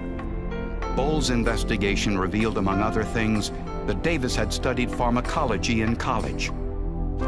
Armed with this new information, the Moore family asked the state's attorney general to open a new investigation. Shannon's autopsy revealed she died of a single blow to her head. Detective Don Brooks had two theories. Number one, this young lady actually fell from a horse and struck the only rock around squarely, and it really is an accident. Or number two, he killed her. And the only way, in my opinion, for him to get her in a position where he could slam her head into that rock was to have her completely immobilized.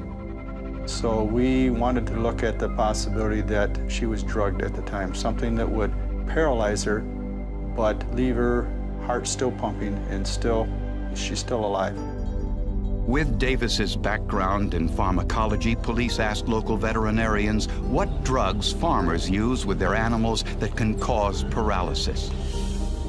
One of the drugs mentioned was a powerful muscle relaxant named succinylcholine, used in animal surgery. After anesthesia has been induced, they will go ahead and give you some succinylcholine, and what it will do is completely paralyze every, what we call skeletal muscle. It won't hurt the heart, but it will, all the intercostal muscles which help in breathing or anything that you use to voluntarily move. It will absolutely prevent those muscles from functioning. It's also used in humans. In large doses, succinylcholine can be fatal. But there was a problem. Succinylcholine is broken down in the body almost immediately and is therefore undetectable. If this was the drug David Davis used on Shannon, he had gotten away with murder. In the 7 months since Shannon Moore's death, her husband David Davis sold his Michigan farm and moved to the Bahamas, where he lived on his sailboat with his new girlfriend. Davis was waiting for the conclusion of Shannon's investigation so that he could collect the $330,000 from her life insurance policies. Although the autopsy was consistent with Davis's version of her death, the crime scene wasn't.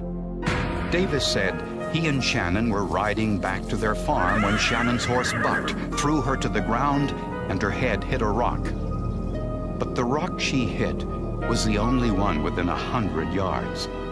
For some unexplained reason, Shannon's blouse was unbuttoned and her shoes were removed and placed a few yards away. The grass was matted around the body. Police wondered whether Davis might have injected Shannon with some kind of paralyzing agent like succinylcholine before her death. There was no known test to identify succinylcholine. But local scientists heard about a new test developed in Sweden, which was having some success finding succinylcholine even in embalmed tissue. Dr. Robert Forney and Tom Carroll took Shannon's tissues to the Karolinska Institute in Sweden.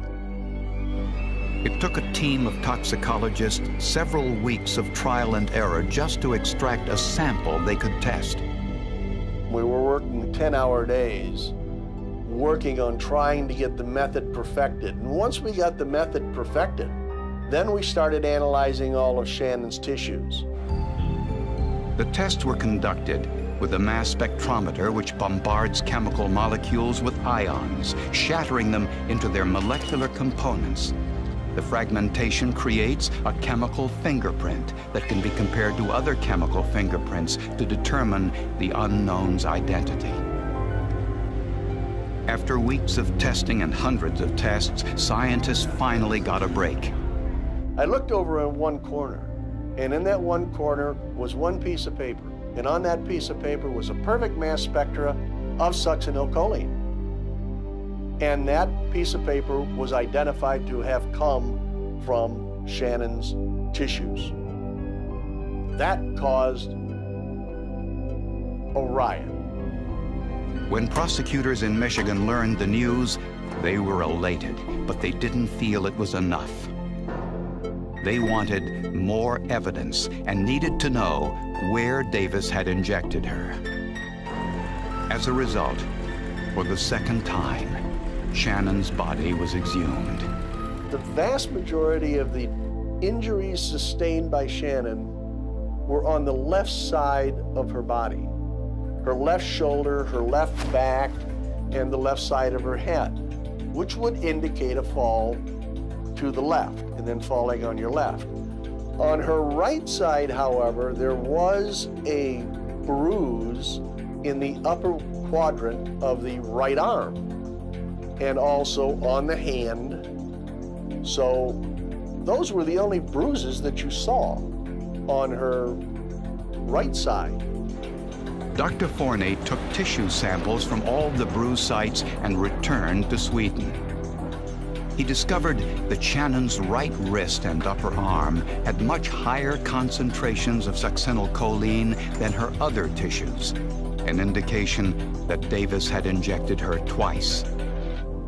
Based on that evidence, David Davis was finally charged with Shannon Moore's murder. When police went to arrest Davis, he was nowhere to be found. The search for Davis dragged on for months, and then years.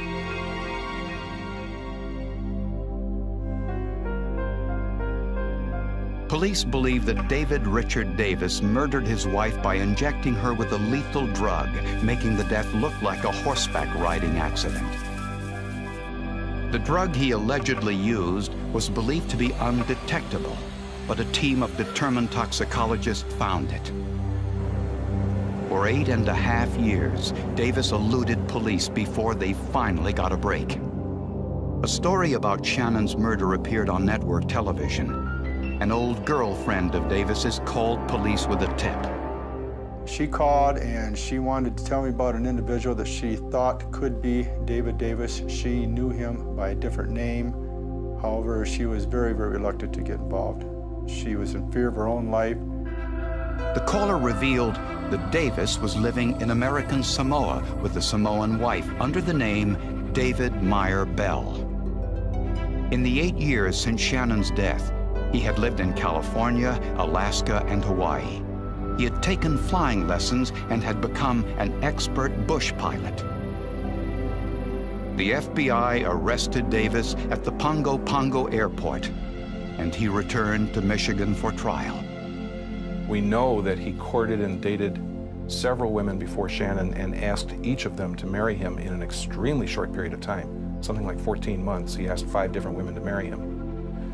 The first one who said yes became his victim. Bloomer said the motive was money and that the murder was premeditated.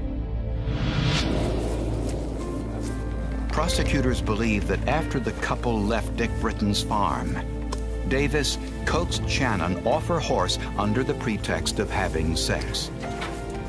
The couple had a habit of making love outdoors.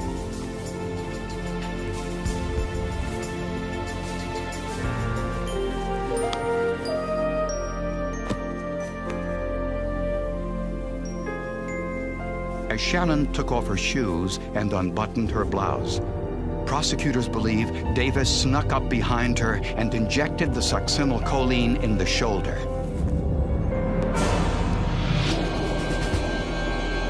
The injection didn't take effect immediately. The two fought, matting down the grass.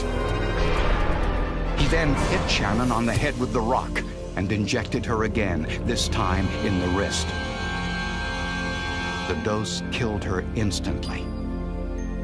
If you are given an injection of succinylcholine outside of the hospital where they can help you breathe by a respirator, you'll die of suffocation, and that's exactly what happened to Shannon Davis. I believe that the succinylcholine answered the ever-present question in the jury's mind, and that was, if she didn't die from being thrown off a horse, then what killed her? We had to have that answer for the jury. The jury deliberated for 2.5 hours. My heart was pounding so hard, and I thought, it's over. We've got him. David Davis was found guilty of first-degree murder. I remember the courtroom, which was full, burst in applause, and instead of standing around and shaking hands, I had to leave. I had to leave the courtroom. There's a law library right off the courtroom, and I had to go in there. And it was pretty emotional. He was sentenced to life in prison. I know we went out to the cemetery right afterwards, and we looked down and said, we got him. He was that good of a liar, so that I shouldn't feel too bad that he fooled us. But I think I heard living with a killer all that time, 10 months, and I didn't know it. And I also think I should have picked something out, and I didn't.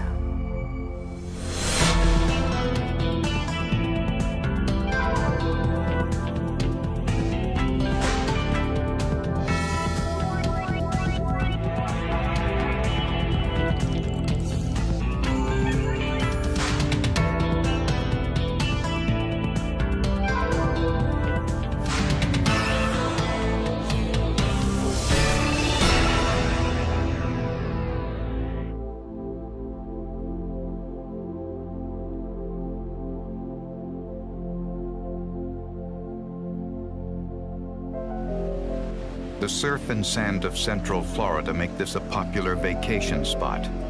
But the area lost some of its luster in 1995 when a serial killer set up shop. After the fourth body was discovered, police knew an important detail about the killer. He had an unusual dog with an unusual drug habit.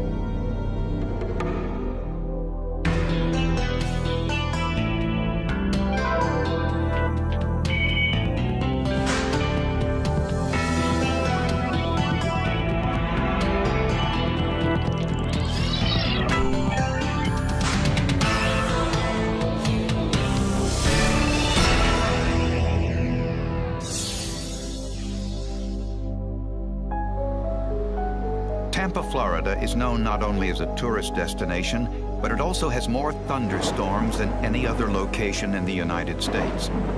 The name Tampa is derived from the Calusa Native American word meaning lightning. Along with the tourism, there's prostitution. On October 20th, 1995, a pizza delivery driver discovered the nude body of a white woman in nearby Clearwater. 42-year-old Wendy Evans was a crack cocaine addict, recently released from a mental health clinic. She was last seen hitchhiking in an area frequented by prostitutes. Wendy had been beaten and strangled, but there were no signs of sexual assault. The body had been dumped, meaning she had been killed elsewhere. Not surprisingly, a thunderstorm washed away possible evidence. All the small artifacts that we would ordinarily hope to find on someone with clothing on, we were doubtful we were going to get too much. So we were going to have to use anything and everything at our disposal, from microscopic examination to the use of light energy to try to luminesce microscopic materials that our eyes could not see. Investigators used a Lumilight to examine the body. This device uses high-intensity light, higher than sunlight, which causes man-made fibers to glow or luminesce. We felt it very important to use the light source, the Lumilight in this case, because of its power, to search, even though it was daytime and even though it was outdoors, to do a search of that area and search of the victim's body for potential evidence. The Lumilight revealed several tiny fibers on Wendy Evans's body, which were taken to the lab for analysis. The Lumilight also revealed a few strands of dog hair. And about 7 feet from where the body had been dumped was another potential clue, a possible result of the rain. A tire impression.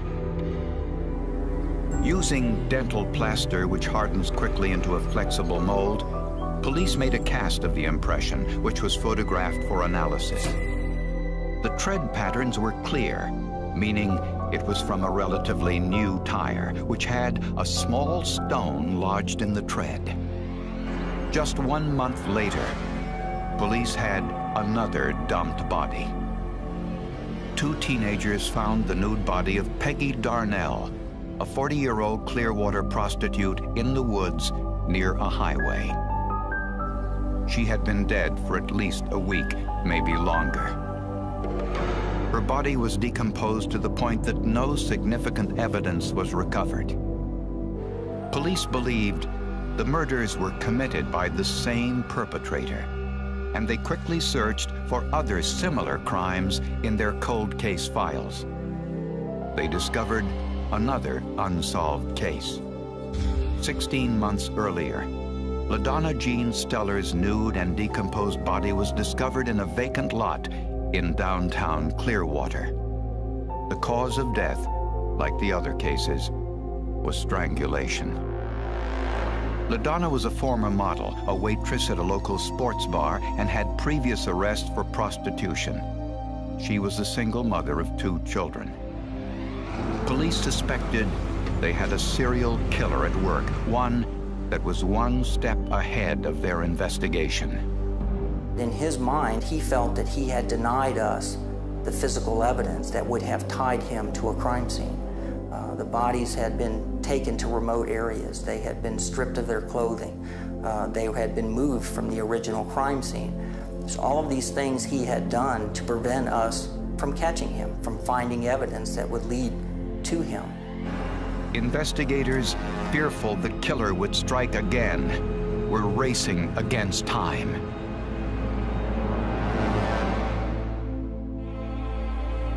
In the fall of 1995, police in Clearwater, Florida had 3 murdered women, their nude bodies dumped in deserted locations. With the passage of time between these 3 murders, police knew they were dealing with a killer who lived in the area and not a tourist. Serial killers tend to hunt for victims close to where they work or live. Although the victims were nude, the killer left behind some clues.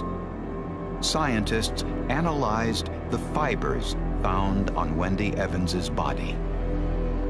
Fiber specialist Jerry Serino discovered that most were nylon, but a few were made of polyester. All were triangular or trilobal in shape. And all were dyed with the same chemical, pink. But this positive news didn't come in time to save another life. On January 18th, 1996, there was a 4th victim. 27-year-old Cindy Pugh, who had recently moved to Clearwater from Maine, was beaten, strangled to death, and her body dumped in an industrial area near a dumpster. Again, a Lumilight was brought to the scene, and again it revealed the pink fibers. I can say that these fibers from the 2 different cases could have originated from or could have shared a common source. I think after all of the examinations that I conducted, that the fibers in these cases were very solid evidence. Another unusual piece of evidence was what looked to be a piece of cigarette paper on Cindy Pugh's body.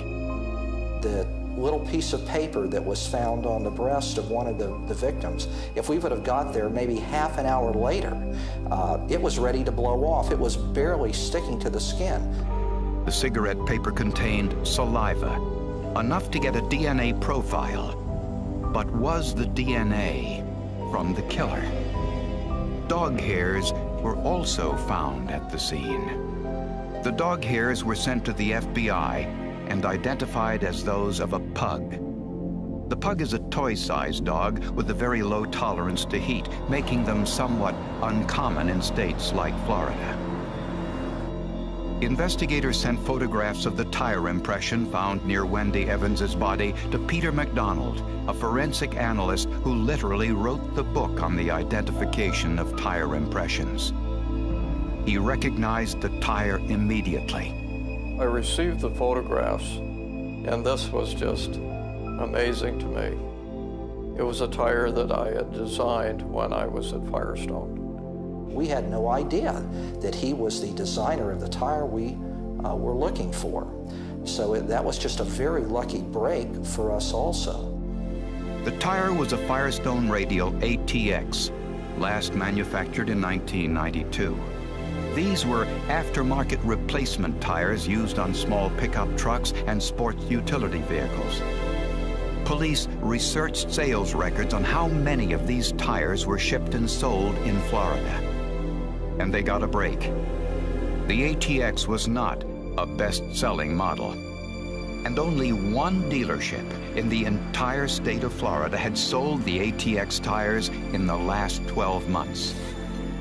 Tire tracks can be a very valuable bit of evidence at a crime scene. One set was purchased by a woman living in Clearwater, just a few miles from where the bodies were discovered. And she also owned a dog.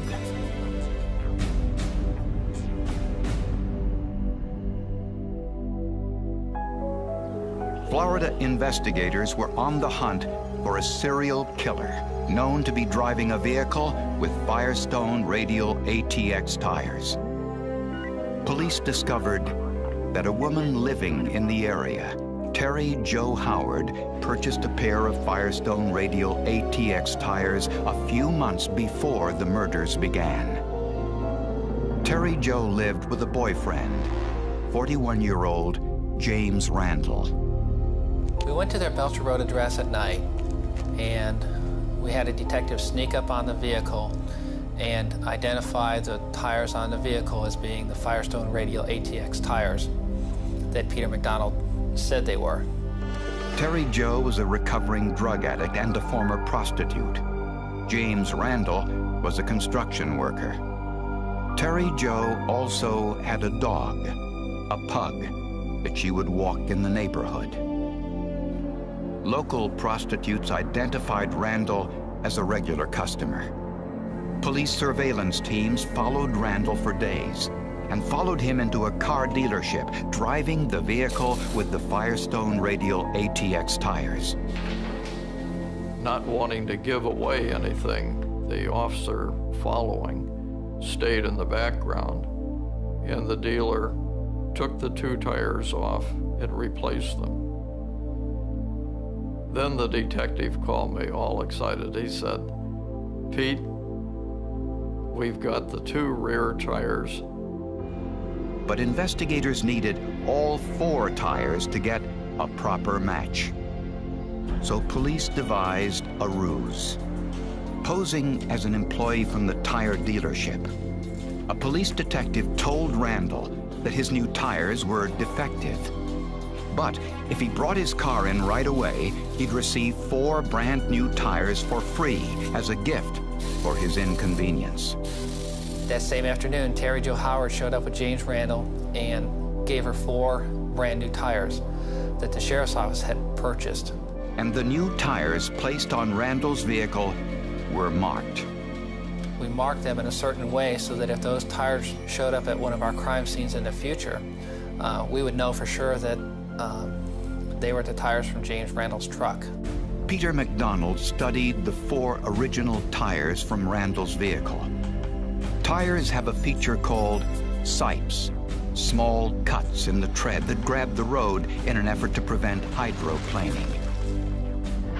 The molding process creates marks in these sipes, marks that can distinguish one tire from another. The sipes from James Randall's tire matched those from the crime scene photos. And so did one other distinguishing feature. I found that the right rear tire, as chance would have it, was the best photographed tire, and there was a stone that was held in the groove in exactly the same location that was recorded at the crime scene. The stone being held in the tire allowed for a positive identification. But police wanted as much evidence as they could gather, and they wanted to examine the hair of the pug owned by Terry Jo Howard.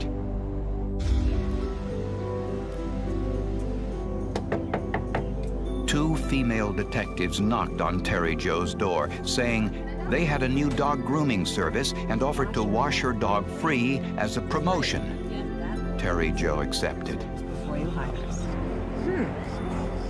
What do you think? Come on in. Great. Terry Jo Howard let the detectives in the house, and they washed the dog, and at that time they were able to pull dog hairs onto clean white towels and use them to compare the dog hairs from Cindy Pugh's body. Scientists discovered that the hair from Terry Jo's pug was microscopically similar to the pug hairs found on two of the victims. A background check on James Randall revealed some startling information. In violation of his parole, Randall fled the state of Massachusetts after serving 6 years in prison for twice raping his first wife. James Randall has been identified as a sexual sadist, and that is a person who has to inflict pain on his sexual partner in order to obtain sexual gratification for himself. Terry Jo Howard described Randall the same way. He got really mad at me, and I sat down in a chair, and he was yelling at me, and he came over and he picked me up by my throat and pinned me up against the wall. That was the last thing I remembered until I woke up on the bed, and he was on top of me having intercourse with what I believe he thought was my dead body.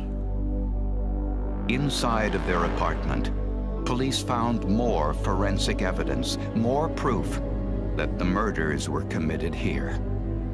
I never felt so betrayed in my whole life. And he was a master manipulator.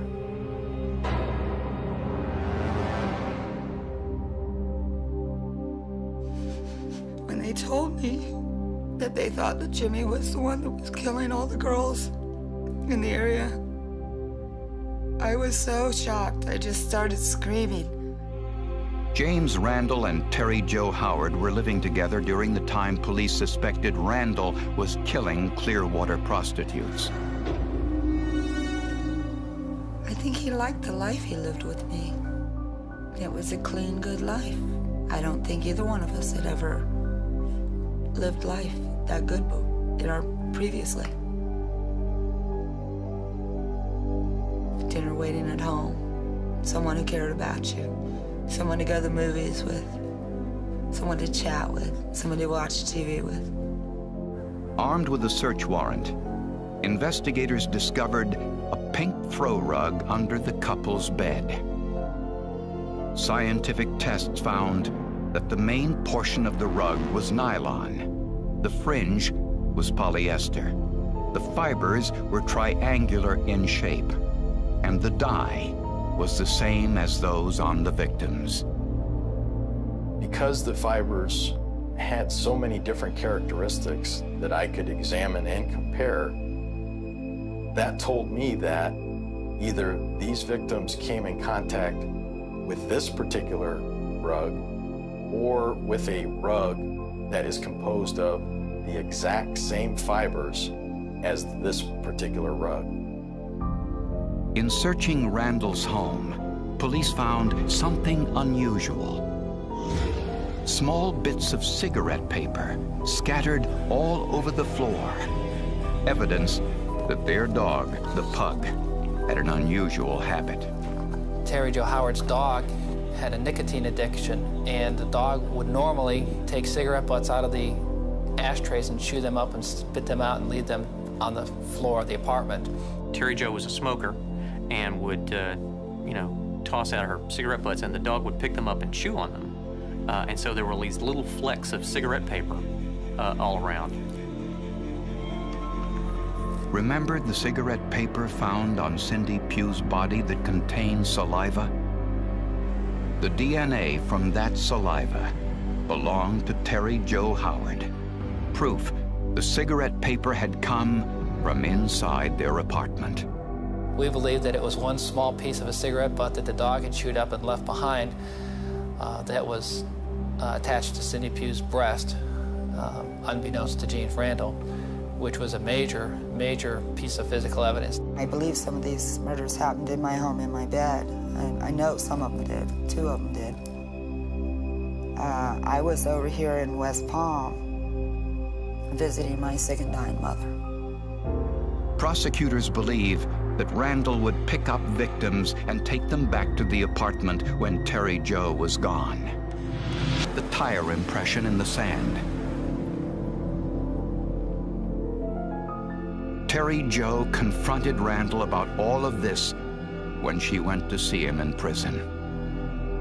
I just kind of looked at him and said, "Why not me? Huh? Why not me, Jimmy?" And he looked at me and he started crying. He didn't want them to hear what he was about to tell me, which was, I hurt others so that I would not hurt you. At the trial, James Randall's first wife testified against him. Her description of Randall's sadism was chilling.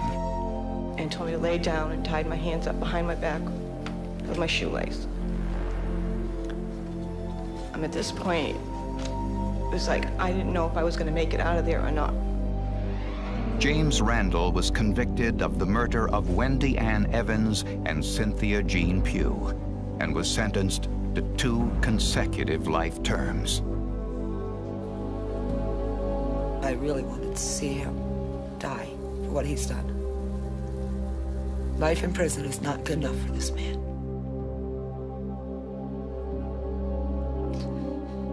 He wanted to kill them. He knew he was going to kill them. And afterwards, after I did find out and I was talking to him, it didn't seem like it was that big a deal to him.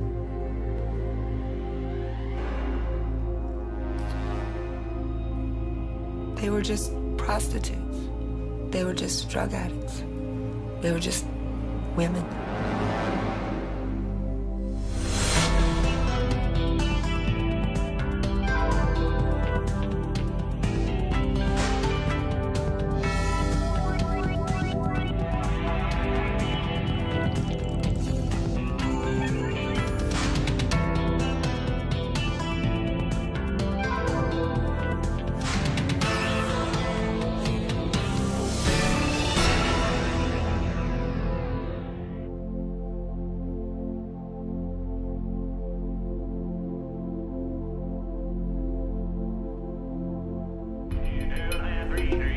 The key to becoming a good cattleman is buying the right cattle at the right price. In the 1980s, one cattleman in Missouri had a unique talent for choosing the very best cattle and paying very little for it. Some of his farmhands, however, paid a very steep price.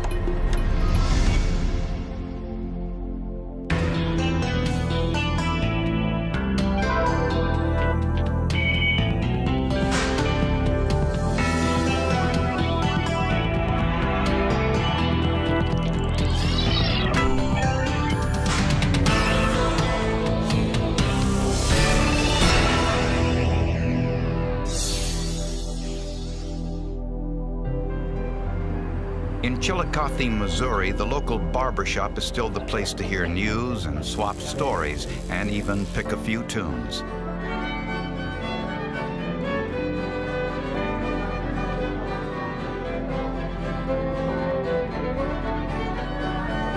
It is also the place where farmers still make a living raising cattle and selling them at auction.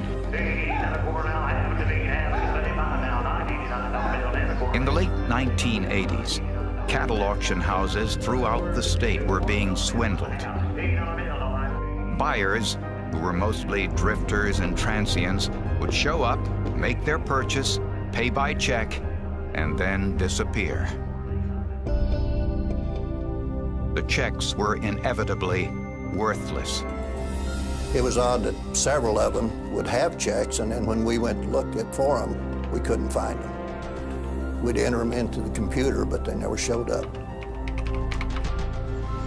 Many of the buyers had at some point worked on this farm in Moorestown, just outside of Chillicothe. The farm was owned by 78-year-old Ray Copeland and his wife, Faye. They appeared to be just an elderly farm couple that were kind of shy and didn't mix much with the people, but never knew of them, you know, causing any problem here. The small farm wasn't enough to support the Copelands. Faye also worked in a factory and later as a motel maid. We were just everyday people. I was taught from childhood on, you married, you stayed with them. Husband was the boss, and he was the boss. But it was a hard life, and the family was poor. The only shoes we ever had was school shoes, too. You'd have to go out there milking the cows barefooted, and this was included in the wintertime. When the Copeland children left the farm to pursue their own dreams, Ray looked for farm hands to help work the farm. He was up in age, hard of hearing, and wasn't a great businessman. Because Ray could not read or write. And with bookkeeping, writing names down where they were at, things like this, I mean, he needed somebody to write them down. To find workers, Ray would go to local homeless missions. Just ask people if they'd like to go out, you know, make some money and, you know, get paid at the end of the day, or, you know, we can help you get some finances started. And they go out, you know, get people and help them get an account started, you know, in a bank. These men were usually on the run themselves. Many had addictions, family problems, or suffered from mental illness. Most had been arrested for vagrancy, petty theft, or similar offenses. Ray Copeland paid them $50 a day for their labor and also provided room and board. One of these men who was offered that kind of money and a place to live, especially maybe in a country setting, why, it would be paradise. It would be something, it would be a dream come true for a man like that. One of the men wanted in connection with writing bad checks to cattle auction houses was 27-year-old Dennis Murphy, a drifter from Illinois who for a time had worked for Ray Copeland.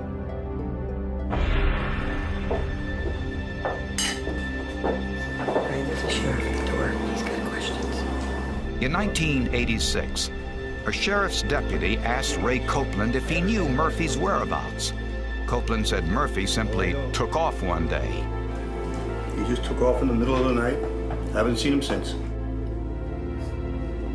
They would leave in the middle of the night, and he didn't know where they went. He said, there again, he said, you know how transits are. They're here today and gone tomorrow, and they would just leave. I understand it, Dennis Murphy. When Copeland was told Murphy was a thief, he wasn't surprised because he had been swindled too. No, I don't. We're looking for him. He wrote some bad checks. I know. He wrote one to me. Mr. Deuce, and that's all.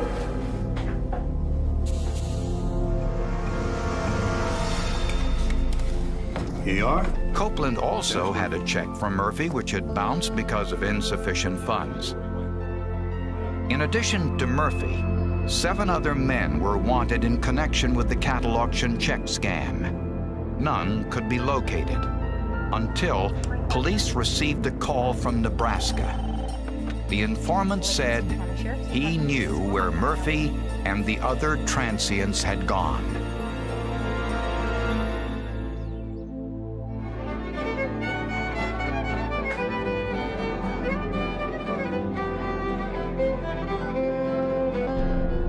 There were 8 men wanted for writing bad checks to cattle auction houses in central Missouri. All had disappeared from the area without a trace.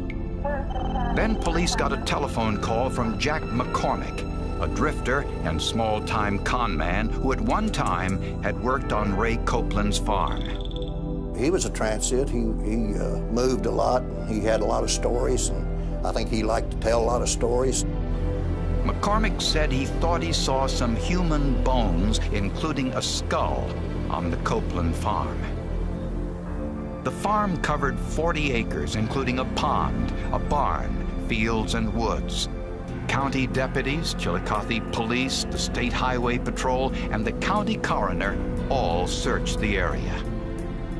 Surveying the property and looking for possible burial sites on the property and possible places where the deaths actually took place. We had search dogs, backhoes, and we'd punched a lot of holes around in the farm, and we had really searched this farm, hadn't found a thing, so, you know, you always think, well, maybe this didn't happen. After 9 days of searching without success, they brought Jack McCormick to the scene. I asked him, I said, Jack, just point to where these bodies, or where this skull and leg bone was. And he got outside there, kind of beside the barn, looking off down through the pasture, and finally he said, well, really, he said, I didn't see any. He said it could have probably been a dishpan or something down there. But a look into Copeland's background showed an interesting coincidence. 20 years earlier, he had been arrested numerous times for the same thing, writing bad checks. Every time he'd get arrested, he would call me to come and bail him out. I bailed him out of jail quite a few times. About every 18 months seemed like his police out there and him being gone for a while. It was common for us as growing up. But Ray appeared to have settled down because there had been no arrests in the 20 years since. And he had never been arrested for any violent crime. Police soon learned that Copeland worked on some other farms in the area to earn extra money. One was a farm just a few miles away. In the barn, where Copeland worked storing bales of hay, police discovered a shallow grave and the badly decomposed bodies of 3 men lined up head to toe. They had probably been there for 2 or 3 years and were unrecognizable. They were just wrapped in blankets and in an earthen grave is what they were. In this situation, they were in some clay ground, which tends to kind of ward off decomposition because the air doesn't get to it as quickly as it was in, say, a different type of soil. The 3 men had been killed by a gunshot wound to the head. But there was no evidence linking Ray Copeland or anyone else to the crimes. A few days later, in another nearby barn on the same property, police removed hundreds of bales of hay, and under a floorboard was another body. Six weeks later, in a nearby well was yet another body. The man was wearing a belt which said Dennis. But was this Dennis Murphy? And was the killer Ray Copeland? Why would he do something like that? When we had everything paid for, we didn't owe for nothing. We had the truck paid for, everything, all the machinery and all, farm and everything. Why would he turn around and do something like that, if he didn't? The bodies of 5 men had been recovered from a farm in Missouri. Jack McCormick, a former employee of Ray Copeland's farm, told police that Copeland was running a check fraud scam. He said Copeland gave him a few $100s to open a checking account and told him to use a post office box as his address. Copeland then took McCormick to cattle auctions and sat in the stands, signaling McCormick when to bid on cattle. When he won the bidding, McCormick would pay for the cattle with a check. And sometimes the check would clear, and then they would kind of have a standing at the sale barn. They'd go back the next time and write a larger check with the pretense that he would make the check good. But the check then, when it got to the bank, didn't clear. Copeland sold the cattle bought in McCormick's name, and before the check had time to bounce, Copeland confronted McCormick with a gun. Ray had the pretense of a coon being down in a hole there in the barn. Coon around here that's driving me nuts. I think he's in that hole there, kind of sticking me down there. And he wanted Jack to get down with a stick and poke it out the hole. And Jack said when he got down there, he said he was already kind of scared of Ray. But when he got down there, he said he wouldn't take his eyes off of Ray. He kept looking up at him because Ray had the .22 rifle and supposedly was going to shoot the coon when he poked it out the hole. I'll get a good shot at him. Come on, keep trying. He'll come out. He'll come out. Yeah, he'll come right out. I'll show you. Jack said he looked up real fast, and then when he looked back, Ray had the rifle pointed at him. McCormick said he talked Copeland out of shooting him. He promised Copeland he would leave the area and never come back.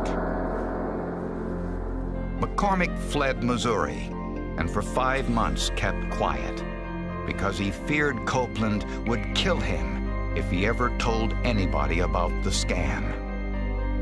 When investigators searched the Copeland's home, they discovered an old .22 caliber rifle and a full assortment of men's clothing, none of which belonged to Ray Copeland. Clothes from several different people, but different sizes, shoes, suitcases. There was numerous suitcases in the house. None of it belonged to this family, or these clothes wouldn't fit Ray or Faye Copeland. And hidden in a camera case was a list of men hired by Ray Copeland to work on the farm.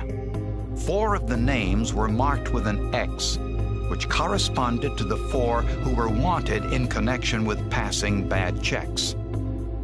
Investigators sent the skulls of the victims to Dr. Ronald Geyer, a forensic odontologist.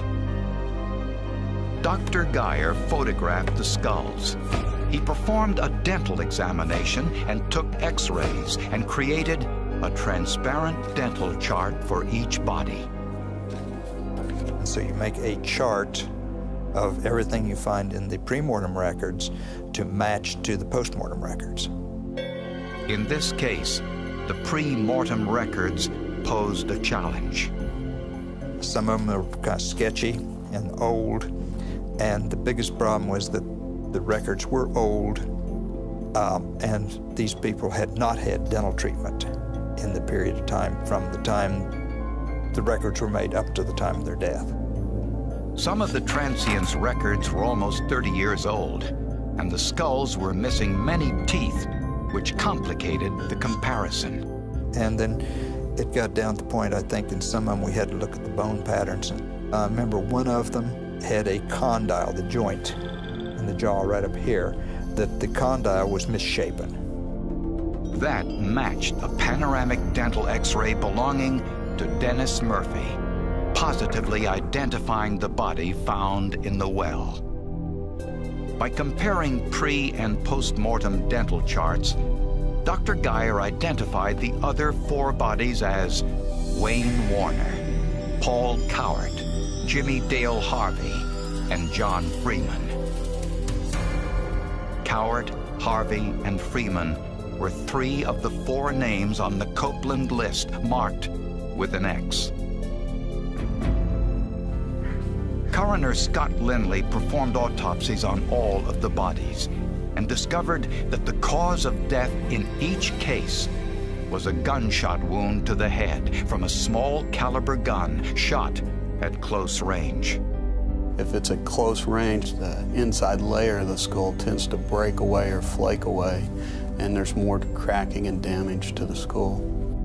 And inside the skulls, Lindley found bullets and bullet fragments. Ballistics tests revealed that the lands and grooves on those fragments matched the lands and grooves from Ray Copeland's .22 caliber rifle.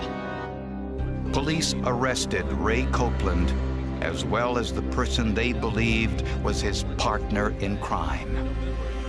What surprised me more than anything else was them actually arresting Mom for the same thing. But what role did 68-year-old Faye Copeland play in the murders? Ray Copeland was arrested and charged with the murder of 5 men in what was believed to be a modern-day cattle rustling scheme. They also arrested his wife, Faye. But I was not with him when he done his bad deeds. I knew nothing about it, and it didn't include me. While in prison, Faye wrote a letter to her husband assuring him that things would cool down soon. Faye's handwriting matched the handwriting on the list of the missing men. But Faye denied any knowledge of the murders. I asked no questions. Wouldn't have done me any good if I had him, because he'd have slapped me across the house. Ray Copeland's long history of violence had previously been hidden from everyone but the Copeland family. There was one time one of my brothers was scraping the bottom of his bowl that had oatmeal. He didn't like the sound, took a frying pan to him. Myself personally, milking cows, the old cow kicked the bucket over, he took a pair of metal cow kickers and beat me with it for no reason. That was everyday occurrence with him. Faye and Ray Copeland were each tried separately. These trials were the biggest news to ever hit Livingston County, Missouri. Prosecutors believe that Ray Copeland hired the workers at the homeless mission. He set up each one with a post office box and a checking account and took them to the local cattle auctions. 38 on 1. But before the checks could bounce, prosecutors say Ray Copeland would sell the cattle and kill the worker and bury the body.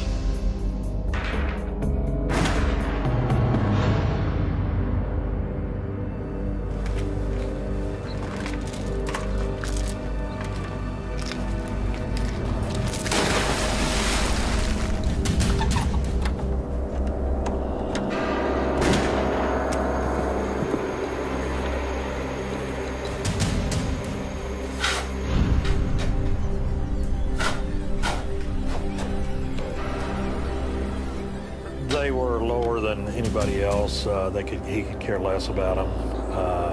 They were on government payroll. They didn't need to be there. They didn't even need to be alive. He had said that lots of times about transients. Forensic tests proved that the men were all killed with Ray Copeland's gun. Ray Copeland was convicted of 5 counts of murder and sentenced to death. Hooray. Ray deserved it for what he done to the transients and the people all through his life.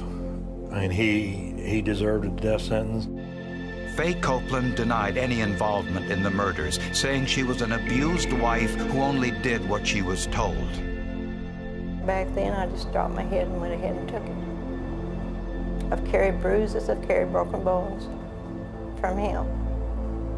But he was my husband legally. I think she had some idea as far as the cattle scam going on. As far as the killings, I don't know. I don't think so. I hope, pray to God, she didn't know. The list of workers in Faye Copeland's handwriting helped seal the case against her. Faye Copeland was also convicted of murder and was sentenced to death. That is the only thing I think they convict her on, was the piece of paper with the names on. Before Ray Copeland could be executed, He died in prison in 1993.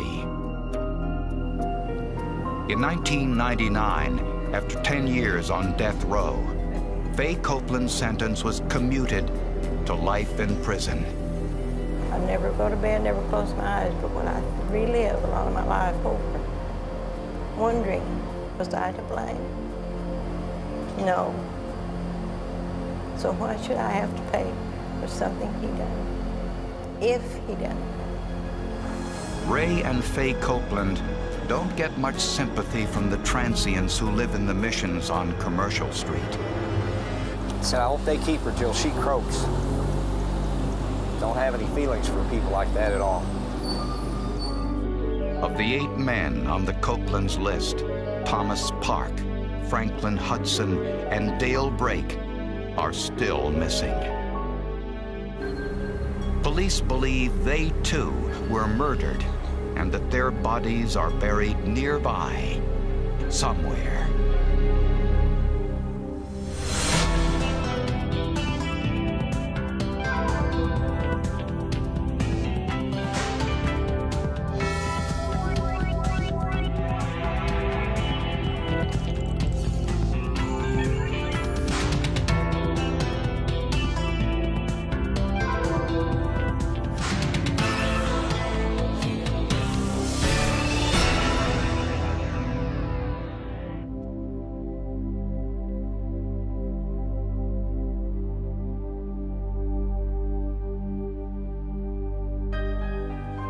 In 1996, 2 young boys fishing in an Ohio lake found what looked like a human skull. All of its teeth were missing, and markings on the skull told a tale of unspeakable violence. Police had no idea who this person was or how long the skull had been in the water.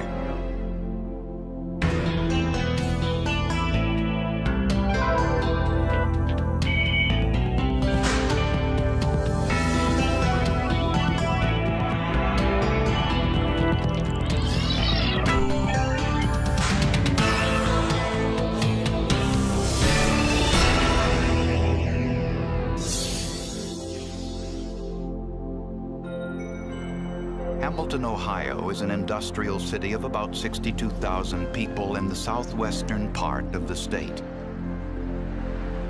It's an area blessed with natural beauty. Residents enjoy the many rivers, streams, and lakes that dot the landscape.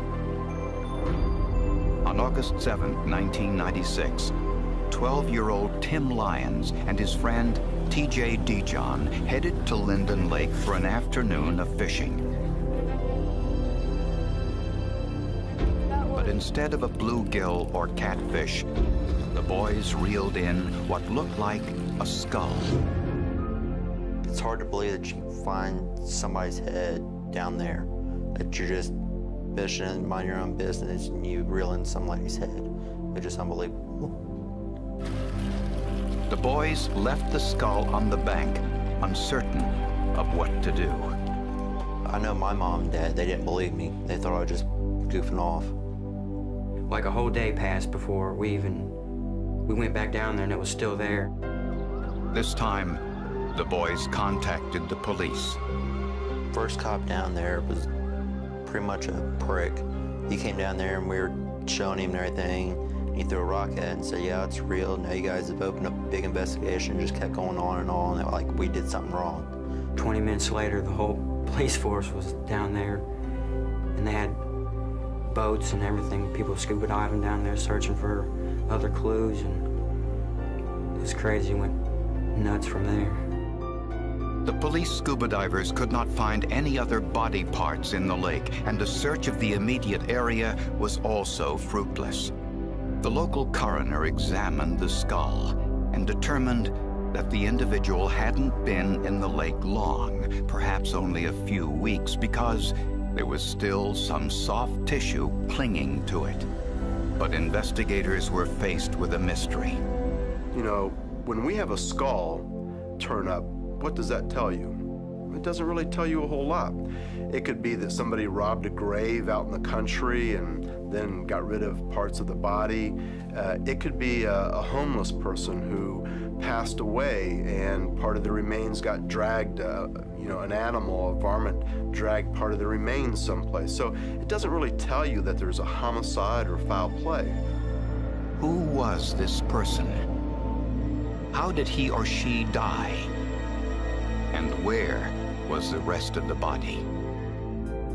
To assist in the identification, the coroner sent the skull to the College of Mount St. Joseph outside Cincinnati to Dr. Beth Murray, one of only 63 board-certified forensic anthropologists in the United States.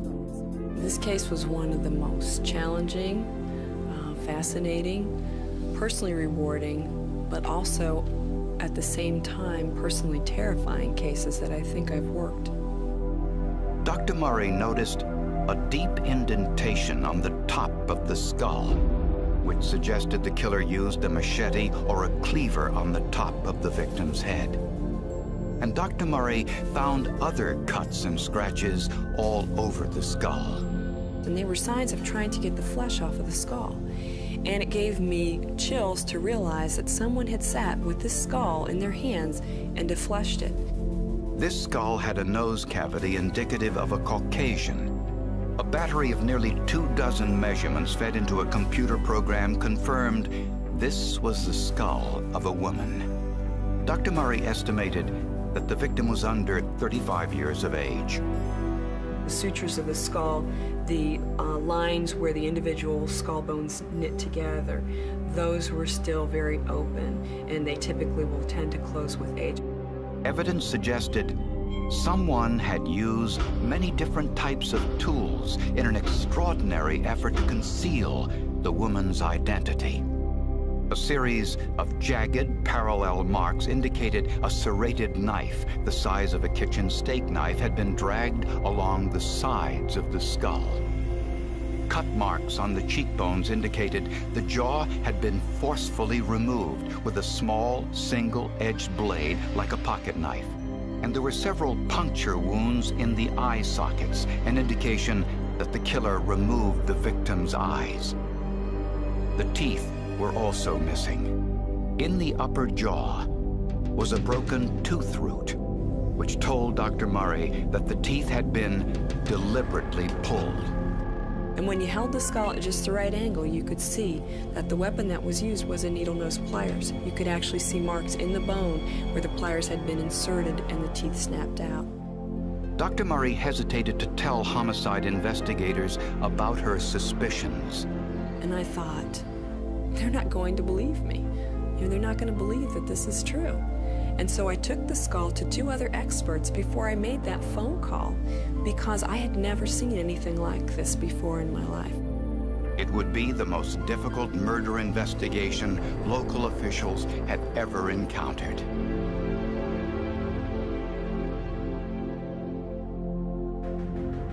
Although investigators knew the skull found in Linden Lake was that of a Caucasian woman under the age of 35, they knew nothing else.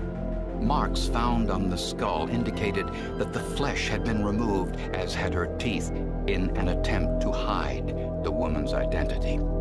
I've seen a lot of criminals try to hide their crime and conceal their activity. It's almost expected.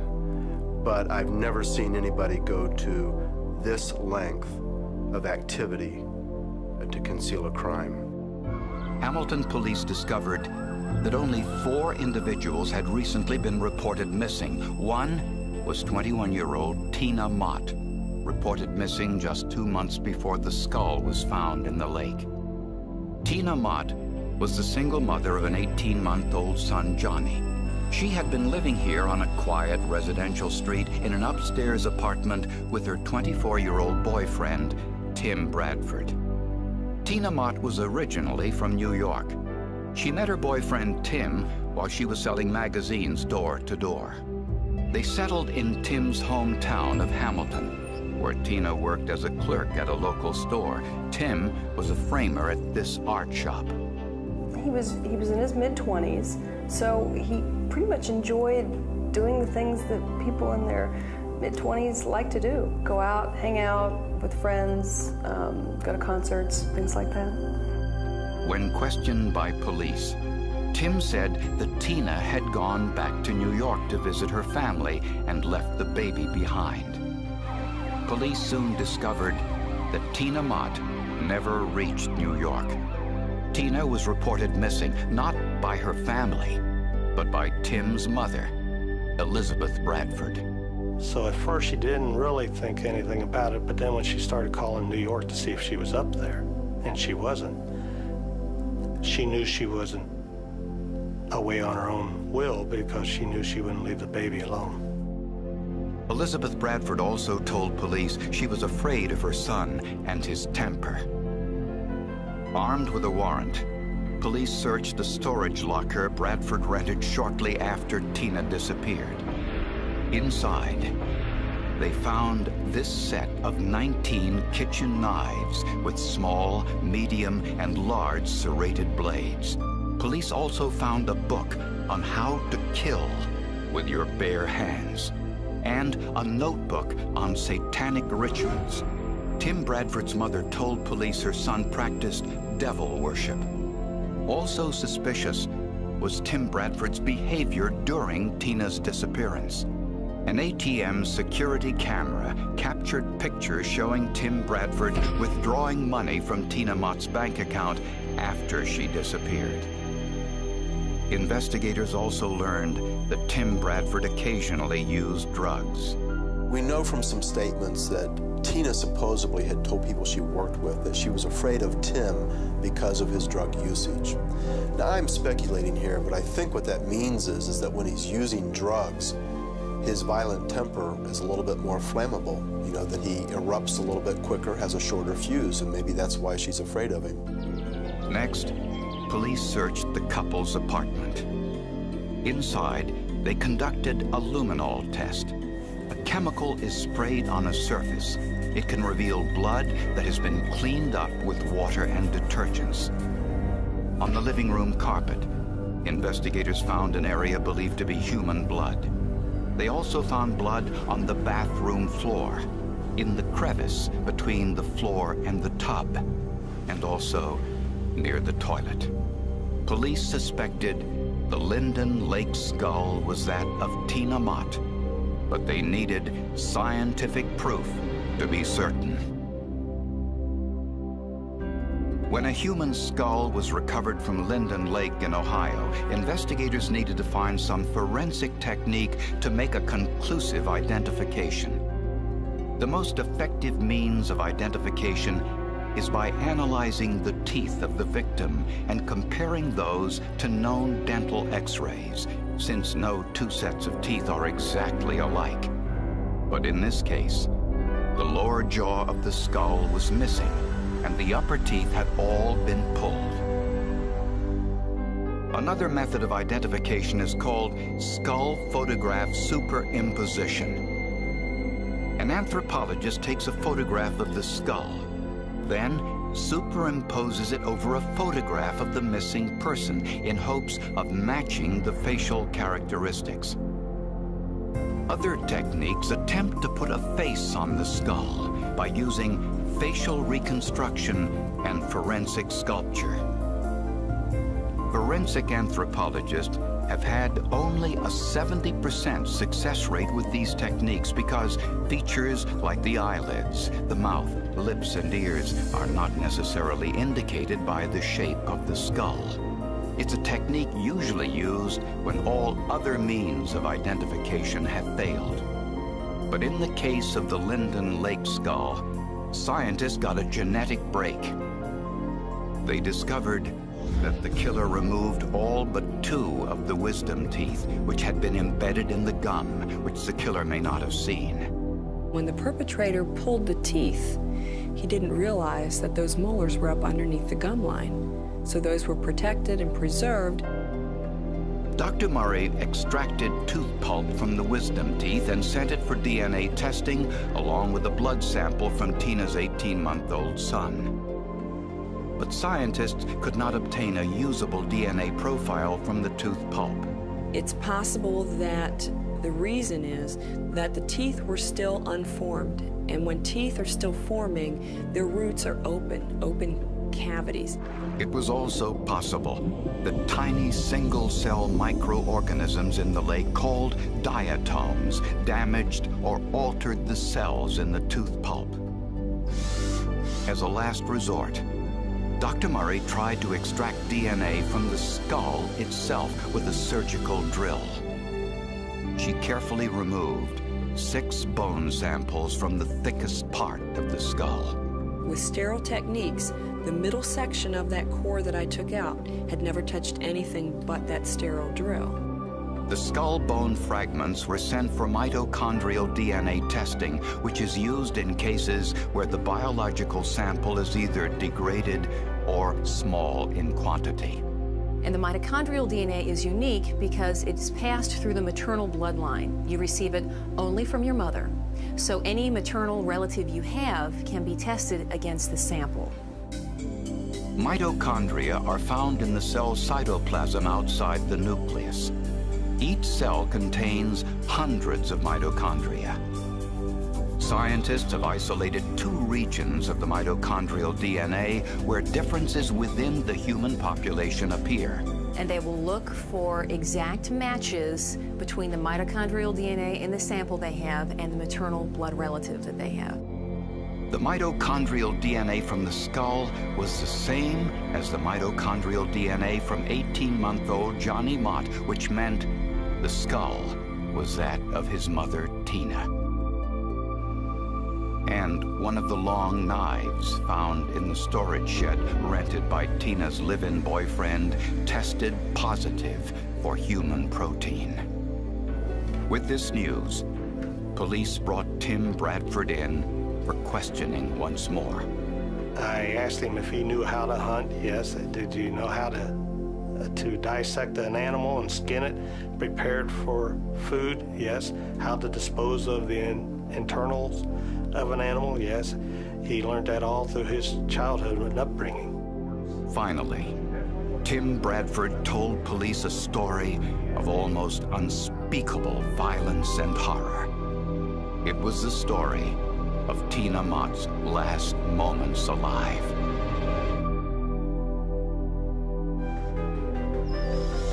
When DNA testing concluded that the Linden Lake skull was that of Tina Mott, police confronted her live-in boyfriend, Tim Bradford, with the forensic evidence against him. After several hours, Bradford confessed. Bradford led investigators to a nature preserve less than a mile from where the couple lived. And in the deep brush were Tina's bones, scattered throughout the area. After 14 months, animals had gotten to the remains, and only about half of Tina's body was recovered.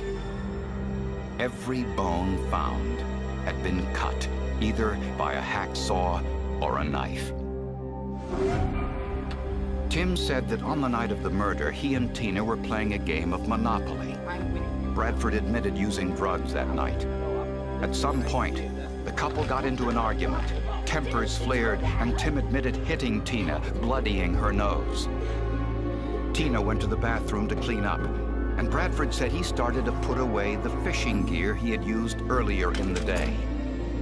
Bradford said Tina came running out of the bathroom to continue the argument. Bradford said he had a fish fillet knife in his hand, and in the ensuing scuffle, Tim admitted that he slit Tina's throat. Bradford said he left the apartment, and when he returned, Tina's lifeless body was in the bathtub.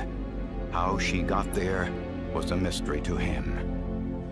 Bradford said he worked through the night to dismember the body. He flushed her internal organs down the toilet. It's unbelievable that a human can do this to another human that he loved and fathered a child with. I cannot grasp that. Bradford admitted using each of the 19 kitchen knives in the process. and Bradford confirmed using needle-nose pliers to remove the teeth in an effort to prevent a dental identification of the remains. Cut into the flesh to begin with is hard enough. Then to cut the head off and hold it in my arms or my hands and pull the teeth out, it's unbelievable. Bradford carried the bones from the apartment in his backpack and in a trash bag to a deserted field where he dumped them. Later, he said, he went to Linden Lake and threw the skull into the water. If that skull never appeared, this case would have never been solved.